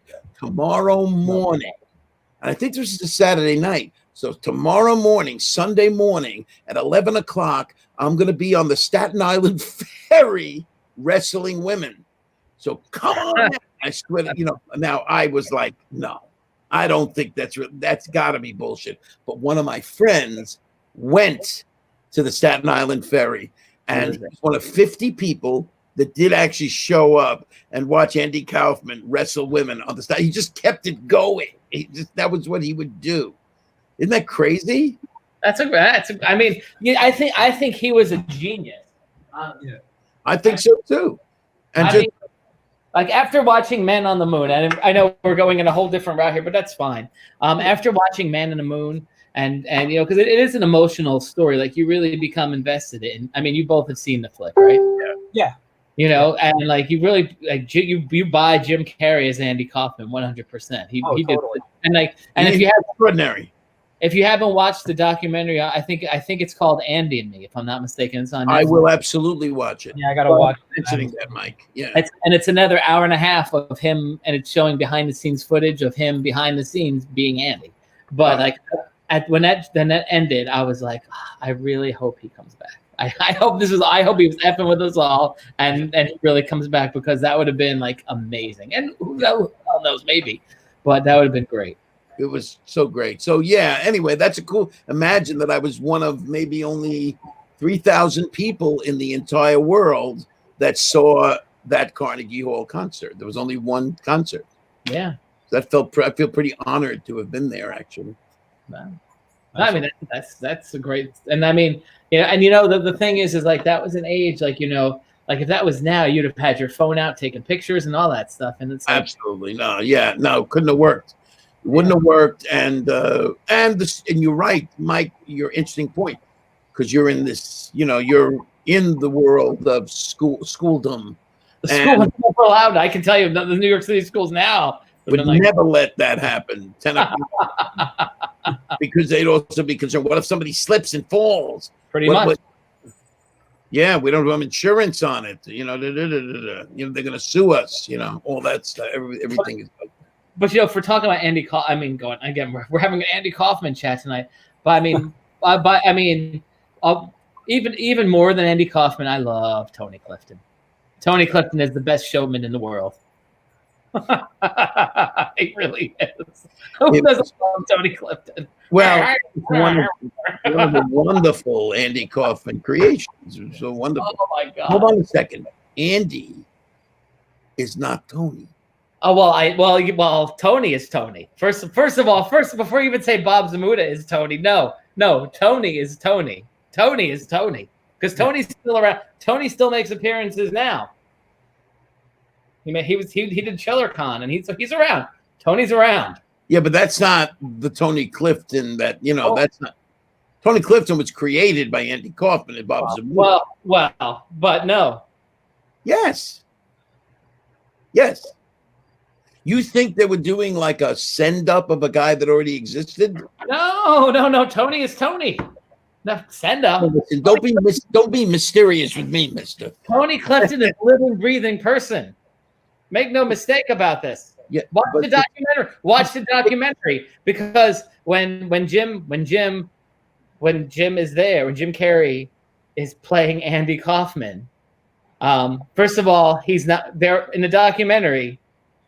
They're not interviewing Andy. I mean, they're not interviewing Jim. And then when Tony is there, they're not interviewing Andy or Jim.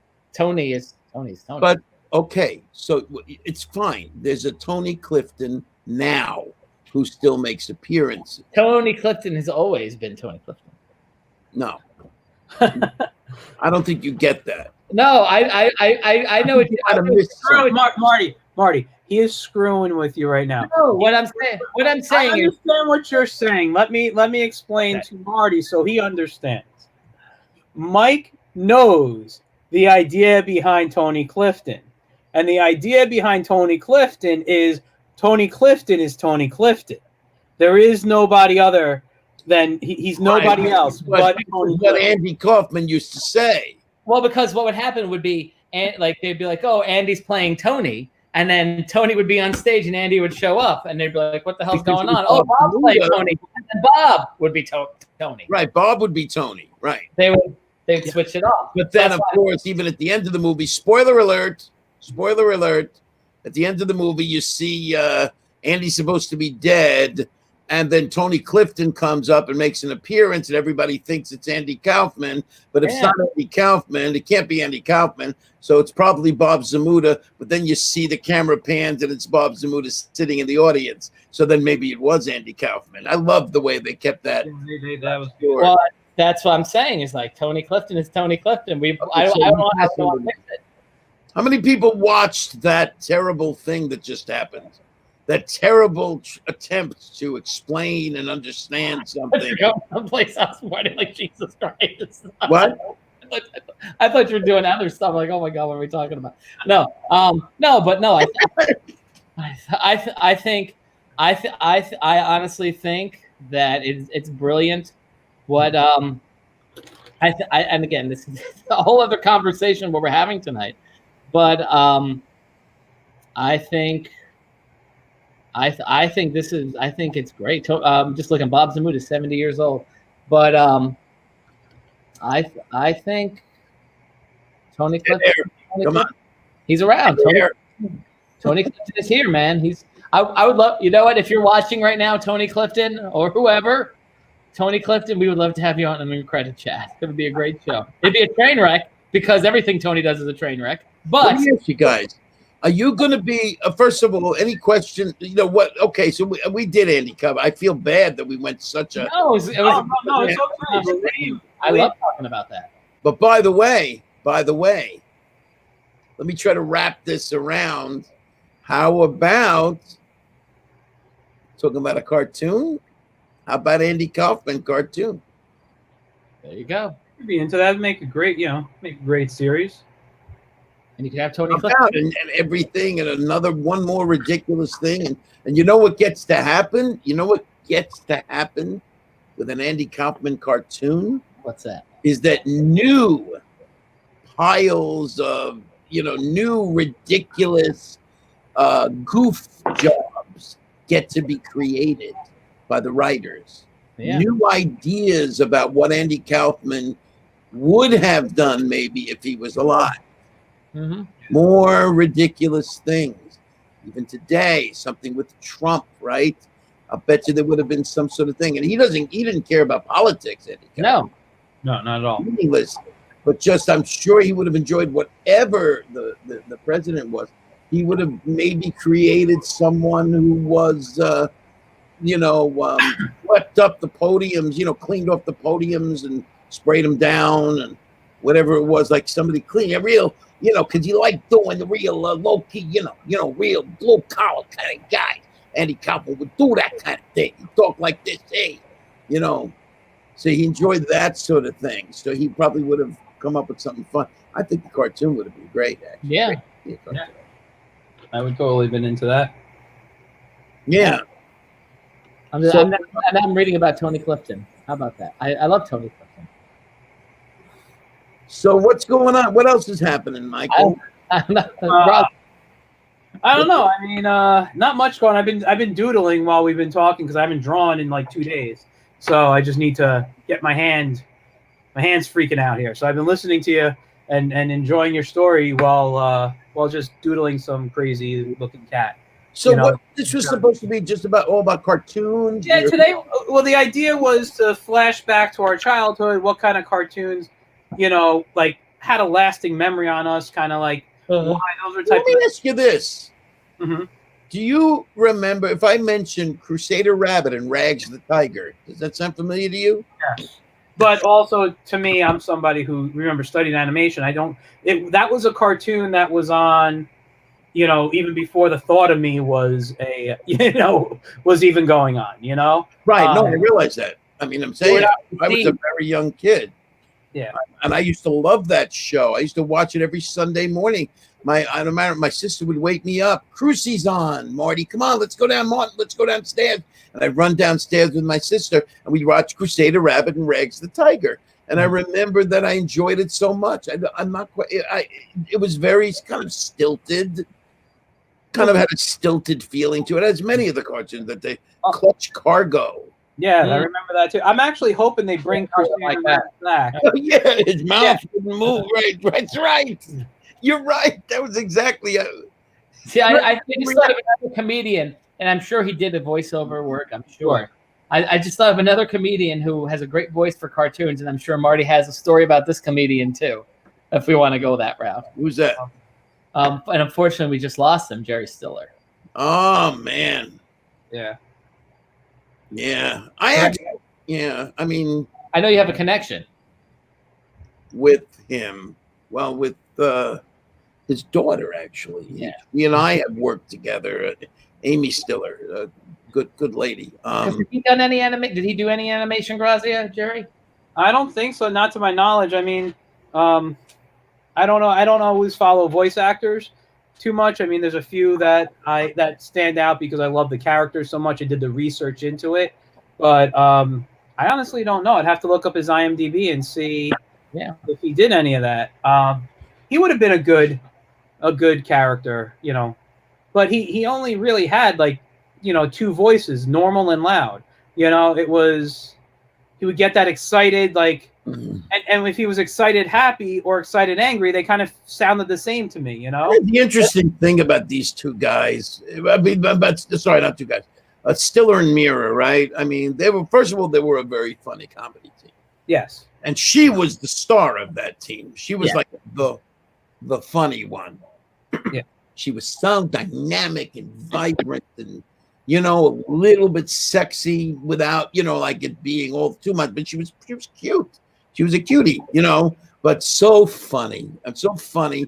And he was just very dry, you know, and he was more the straight man. Yeah. So it's kind of interesting because when one would see the two of them, one would generally think there was a perception that, you know, she was the main thing.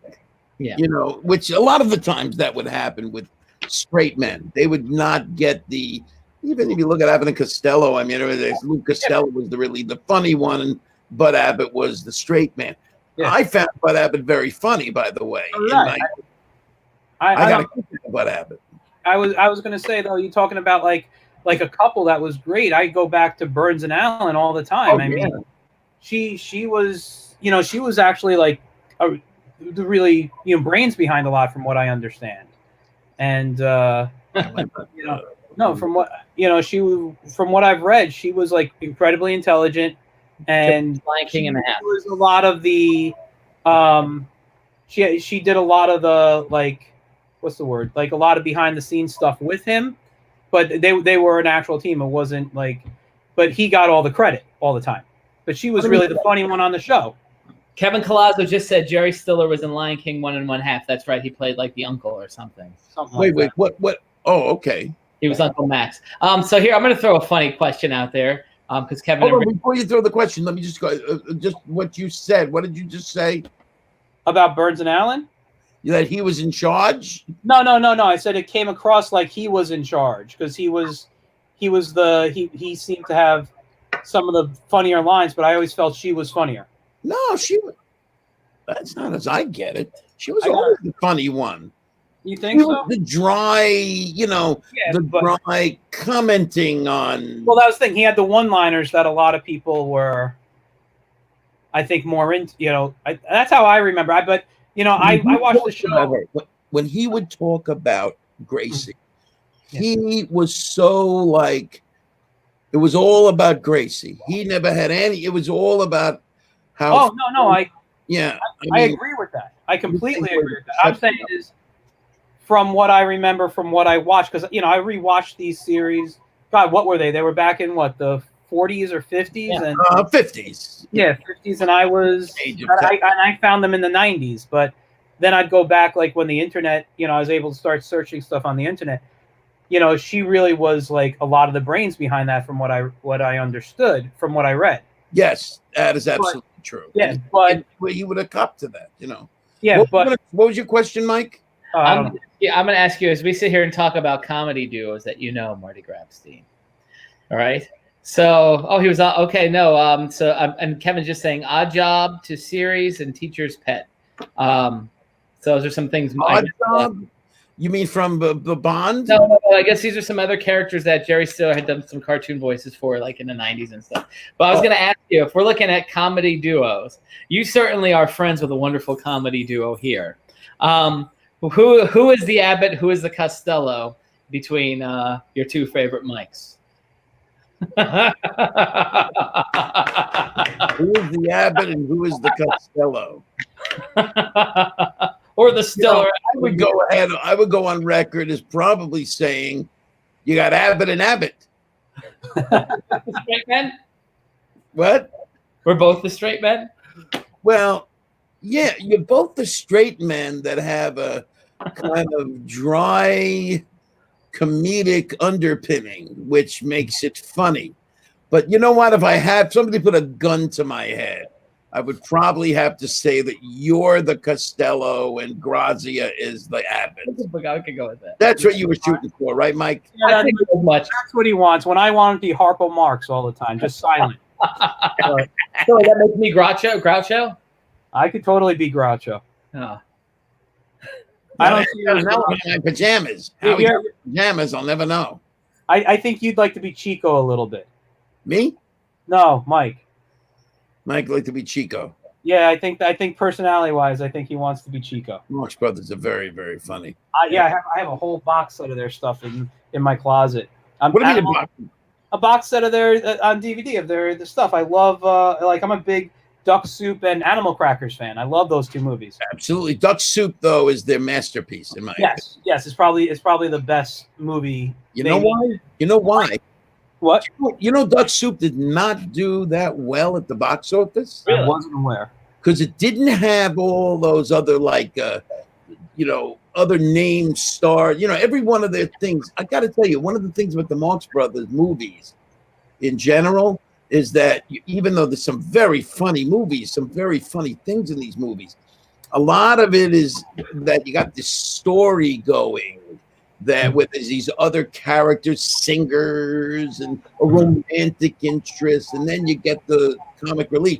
And so you got to wade through this crap, I feel, through some of their movies, even in Animal Crackers, which I think is a funny movie. It's a very some very funny things in that movie.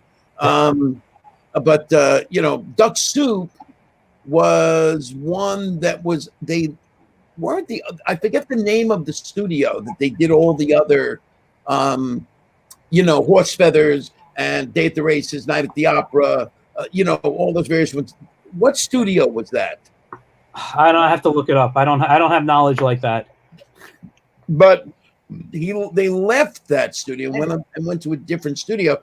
This one was really all about Marx Brothers from beginning to end. Yes, there were other characters here and there. But the whole thing was they were all the way through. So it was just had this comedic through line that never stopped. And I think it was just great. I mean, it is by and large their greatest movie, in my opinion. No, I completely agree with you. I mean, but those are like my top two that if they're on TV, I stop and I watch them. Oh, speaking of Animal Crackers, by the way, do you remember Animal Crackers pretty clearly? You've seen it numerous times. I had it memorized by heart. That's in my life. Okay. So do you remember the scene when it's so funny when Groucho is talking to the millionaire guy? I forgot his name. What is his name? Mr. I don't remember. I gotta. Whatever. Anyway, I gotta look it up, but he meets him. It's like in this weird little hallway, and they sit down at a table and they start talking. And he sits down, and Chico and Harpo had just ripped off his garters. They took his tie. Collar. They took his birthmark also. Yeah. But anyway, you got the birthmark. But anyway, so at one point, they're talking and they're talking to each other. And Groucho was talking so fast, and the other guy is, they're going back and forth. So they go back and forth, and at one point, the guy's talking about him, and he starts to call him, instead of calling him Captain Spaulding, he's been calling him Captain Spaulding. But I wish you had the name because it's very, very funny. He called him a different name. I remember this. He said Captain Captain. Yes, that's right. Yeah, that's right. You're I'm Spaulding. Let's have no more of that right now. It's bad enough being Spaulding. But then he keeps going, and later on he goes, yes, he's talking, and so that's right. So and he looks out at the camera and goes, "Can I get a program on this?" He looks out and he goes, "Can I get a program?" He goes, I don't know what to say. Totally improvised. You know that, Well, right? that's what I was going to say. Like when I was a kid, and to this day I don't know because I never looked it up. Was that a mistake that they said and just kept rolling with? Like someone gave the wrong name and then tried to catch up, Yes. or was that actually planned? Like to this day, I don't know. Mistake. No, you could be sure that was a mistake. Yeah, the guy messed up, and that was not planned. That was part of what Groucho would do. They would set Groucho loose, and there were numerous things he did that were just off. That was what he was known for. One of the things called Go West. At one point, they're on this big train, and there's like, where and they go on the top of the train. And they're trying to stop the train from running, and there's a break, and the people are on the brakeman is on top of the train. He's got a gag over his mouth, and he's yelling at the where's the brake? And he pulls out the bag and he goes, where's the brake? And he turns to the camera and goes, this is the best gag in the picture. He turns to the camera and says, this is the best gag. This is the best. And then he puts the gag back on his mouth and keep going. Do you know if Groucho was the first to like break that fourth wall, or I don't know. I'm trying to think back. Was he the first one to do that? No, I don't think so. I don't think Chaplin would do it. What Chaplin? All the other great comedians would look out. Chaplin would look out. He would be doing something. He would just go. Also, Laurel and Hardy would do it. You're right. Hardy was known for that. With looking out, he'd be, and he'd look out, shaking his head at the camera. Yeah.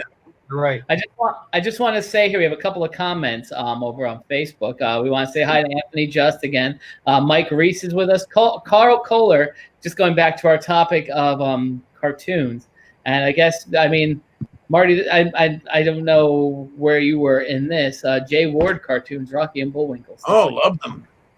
Yeah, loved them. I enjoyed them. Mm-hmm. But what I most loved, I believe, if I'm not mistaken.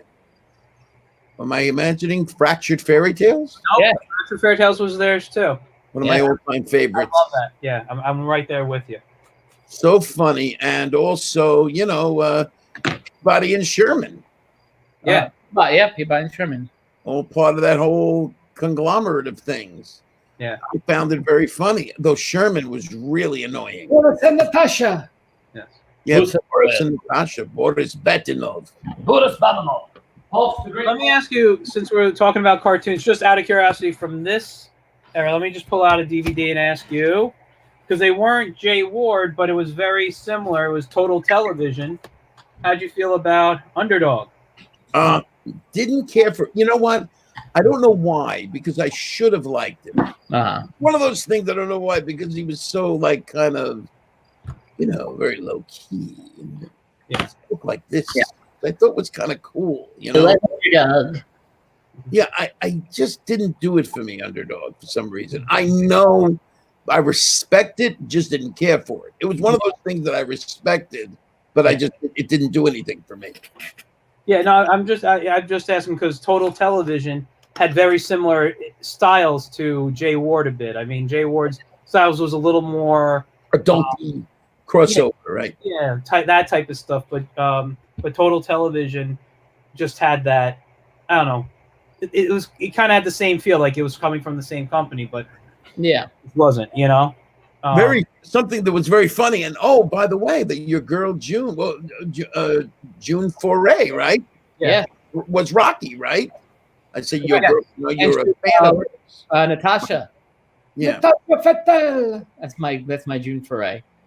I know, and I don't think anybody knew, because in those days, when you'd have a young voice, you seemed like a young kid. Rocky seemed like a kid. They'd have a woman doing the voice, and people wouldn't know that.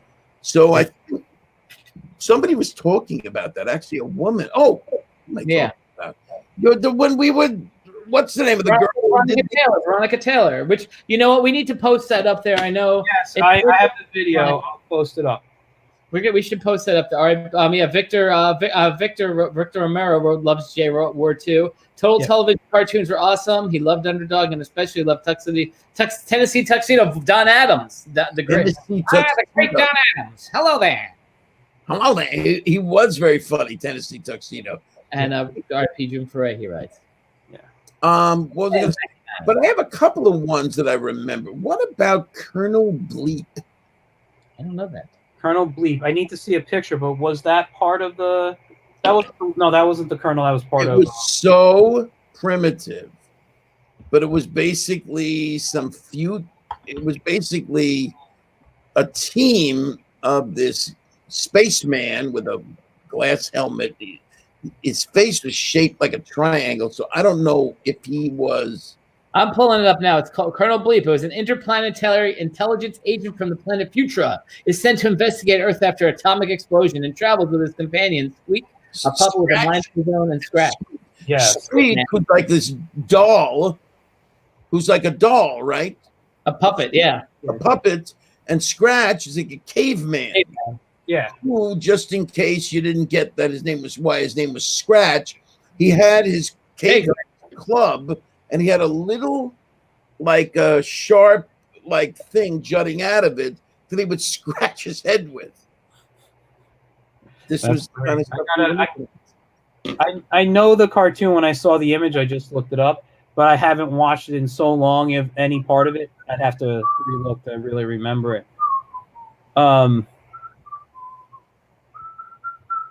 What are you whistling right there? Mighty Mouse. I got the stupid song stuff. Sorry. Let me, Marty. Yeah. Since we're just on cartoons right now. Yeah. I know. It's supposed to be, right? Yeah, it doesn't matter. We sidetrack in this thing all the time. We kind of go with a topic and then we go off into whatever. But I just want to ask, what were your thoughts, because I know you're a fan of them, of the Marvel cartoons that came out in the 60s? Okay, let me make this clear. I was not a fan of the Marvel cartoons. Oh, you weren't? I know you were a fan of the comic. I watched them. Okay. I watched them because I loved the Marvel characters. Okay. But what I actually liked more about the Marvel cartoons were the intros to them, the songs that began them. And that's what I was going to say. Like, I, the cartoons themselves kind of are slow moving and a little dull. Stilted. Yeah. And they had nothing. I didn't like the cartoons at all. Yeah. Well, but let me make this clear. Yeah. It was one of those things, since it was the only one. Listen, they also had the Beatles cartoons. Yes. And I didn't like those either, but I was still so excited because I love the Beatles so much. And just see the Beatles' faces. Just like, sometimes you watch Help in a Hard Day's Night, and it doesn't even matter like what they do. I mean, the music, of course, is so important, and that's one of the great things. You'd hear Beatles songs that would be played on the Beatles cartoon. So I loved that, but I didn't like the Beatles cartoon. But I didn't care. I accepted it because. So that's the way I was with the Marvel cartoons. I knew they sucked, but I got a chance to see my Thing. I got a chance to see my Spidey. I got a chance to see Thor. I enjoyed seeing these characters. I loved them so much. Yeah. And the only reason I was saying that, and I thought you were a fan, was because there was a time when we were at the Atlantic City Comic Con, and at night we were singing the theme songs with Noel McNeil. Doc Bruce Banner, doused by gamma rays, turns into the Hulk. Any young glamour race. Down with the power of a bull. Ain't no monster clown. Who is that lovable? The ever-loving Hulk. Yeah. No, a very cheap song for the Hulk. Kind of a little cheesy for the Hulk, right? Yeah. But that was I mean, it's funny when you look at those cartoons, like it looks like the comic book pages, right?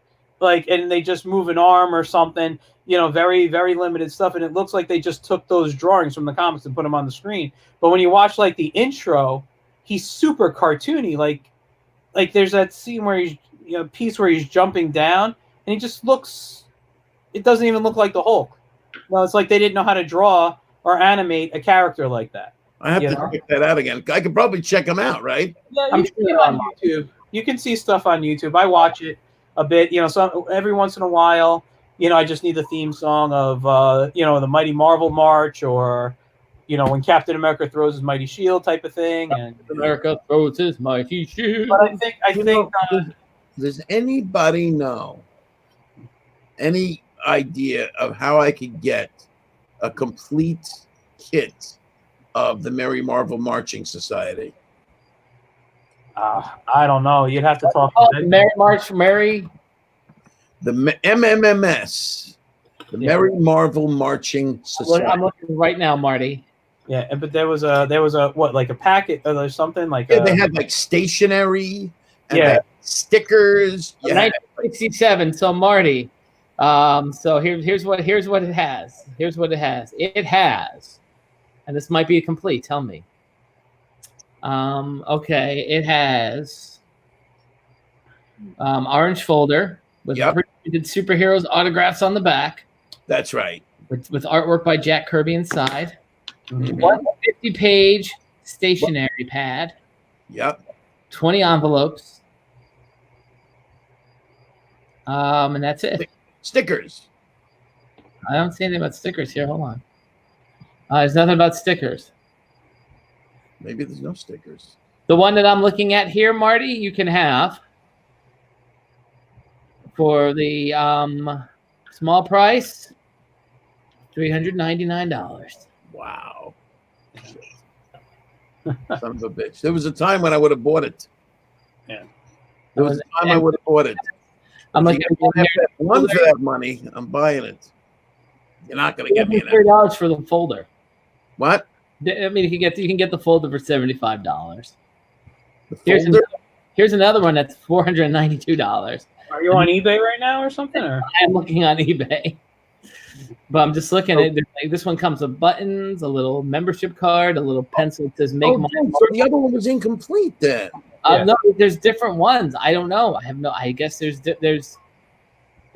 all different things. No, there would have to be more than the ones you told me, because it sounded mostly like stationery and envelopes and with what? 1964 that comes with a record. What? What comes with the record? In 1964, it came with a record. It came with a record. I don't know what the heck. I'm sorry. I'm looking at something. Let me see if I can share this real quick. Hold on. Very disturbing. I'm on mycomicshop.com, and it says, I don't know if it's in stock or all issues. I'd have to look here, but let me see if I can share this so you can see it. Anthony, any of our friends from Alternaverse who's watching, any information on the Mighty Marvel Marching Society pack, right? So here it is. I can't enlarge the pictures, but it says, but it looks like there's two different ones. There's one with record. 65 and 60. Yeah, and the record has the voices of Marvel. Yes, I heard about that. That's right. And that would be probably much more money, huh? How much is that going for? I can't find the price. I don't know. It says we're looking at like in the $500 range there, my friend. Nothing's in stock on this one. I was looking on a different site. The one with the record, I'm looking at between $450 and $500. Mm-hmm. You want to get it, Marty? Of course, I want to get it, but I can't. Oh, look at that record! God. Someone is selling the record just for $500. It looks like. Yeah. Or is there more to it? No, this one has. I don't know. Stickers. See those stickers? Are those the stickers? Yeah, you see, they'll go backwards. The one that one. Yeah. Yeah, I remember that sticker. Yeah, that's what I meant by stickers. Yeah, what's this here? And that's the scribble pad, and there's a membership card. Membership card. So yeah, let's. Interesting. Another eBay one, Marvel fandom. Cool to have that. If somebody wanted to, get me that for a present. Marty, you know what? I bet you would be happy to give away an interview and a cameo for the Mary Marvel Society, right? I'd give all kinds of shit. You get the VIP package. You can get the comic book, the autograph picture, and a phone recording or cameo. You know what I need to do? But actually, what am I talking about? I'm not going to any conventions anytime soon, but The VIP. maybe. I don't even want to talk about it. But anyway, I should get some of the comic books again, because again, I haven't. Of which the like Marvel stuff? No, the Courage comic books. I need Oh, to the get Courage comic books. Yeah. We You gotta look tired, Michael. it's been a long day for me. I'm not like tired where I'm gonna pass out. It's just I could do this all day, to quote Captain America, right? not me, but I've been up since like 5:30, and Well, it's 10 o'clock, so this is a good time to probably wrap it up anyways. Yeah. But I mean, before we close out, what do we have coming up tomorrow, bro? Let's talk about the rest of this week coming up next week. well, here's the thing. Tomorrow night, we had to reschedule our Dark Crystal. So at the moment, I have some feelers out for a few people. If no one comes on as a guest, I have some ideas that I'm going to do solo, unless unless I can grab somebody else or whatever. But I think I have some fun stuff planned. I won't say anything yet, but it'll be fun. And Saturday, we start with a virtual tour of East Side Mags located in Montclair, New Jersey. It's going to be a pre-recorded. I actually recorded it this morning with Jeff Beck, the owner. And that starts at 12. Then at 1, we have Jamie Costley, who's an amazing cartoonist. I got to look up the times again, I believe. Give me 1 second. I believe it starts at 3 o'clock is the next one. Because it's one. Yeah, it's 1 from 2 for Jamie. 3 o'clock, 3 to 4 is Keith Tucker, who was a storyboard artist on Courage the Cowardly Dog, on like Transformers, G.I. Joe, Animaniacs. I met him, right? Yes, I introduced you to him at the PhillyCon. And then later that day at 5 o'clock, 5 to 6, we have Tom Cook, who animated shows like the Super Friends and He-Man and stuff from our childhood. So we will have like a nice conversation with them. And that ends the Incrediweek of this week. So, because then there's more Incrediweek next week. Really? There's more Incrediweek next week, and that kicks off Monday night with Scott Inez, and Scott Inez was the voice of Scooby-Doo in 4 films: Scooby-Doo on Zombie Island, Scooby-Doo and the Witch's Ghost, Scooby-Doo and the Cyber Chase, and Scooby-Doo and Invader. He was the voice of. He actually did Shaggy and Scooby in 3 of those movies. Did Scooby? Very cool. So he will be with us Monday night.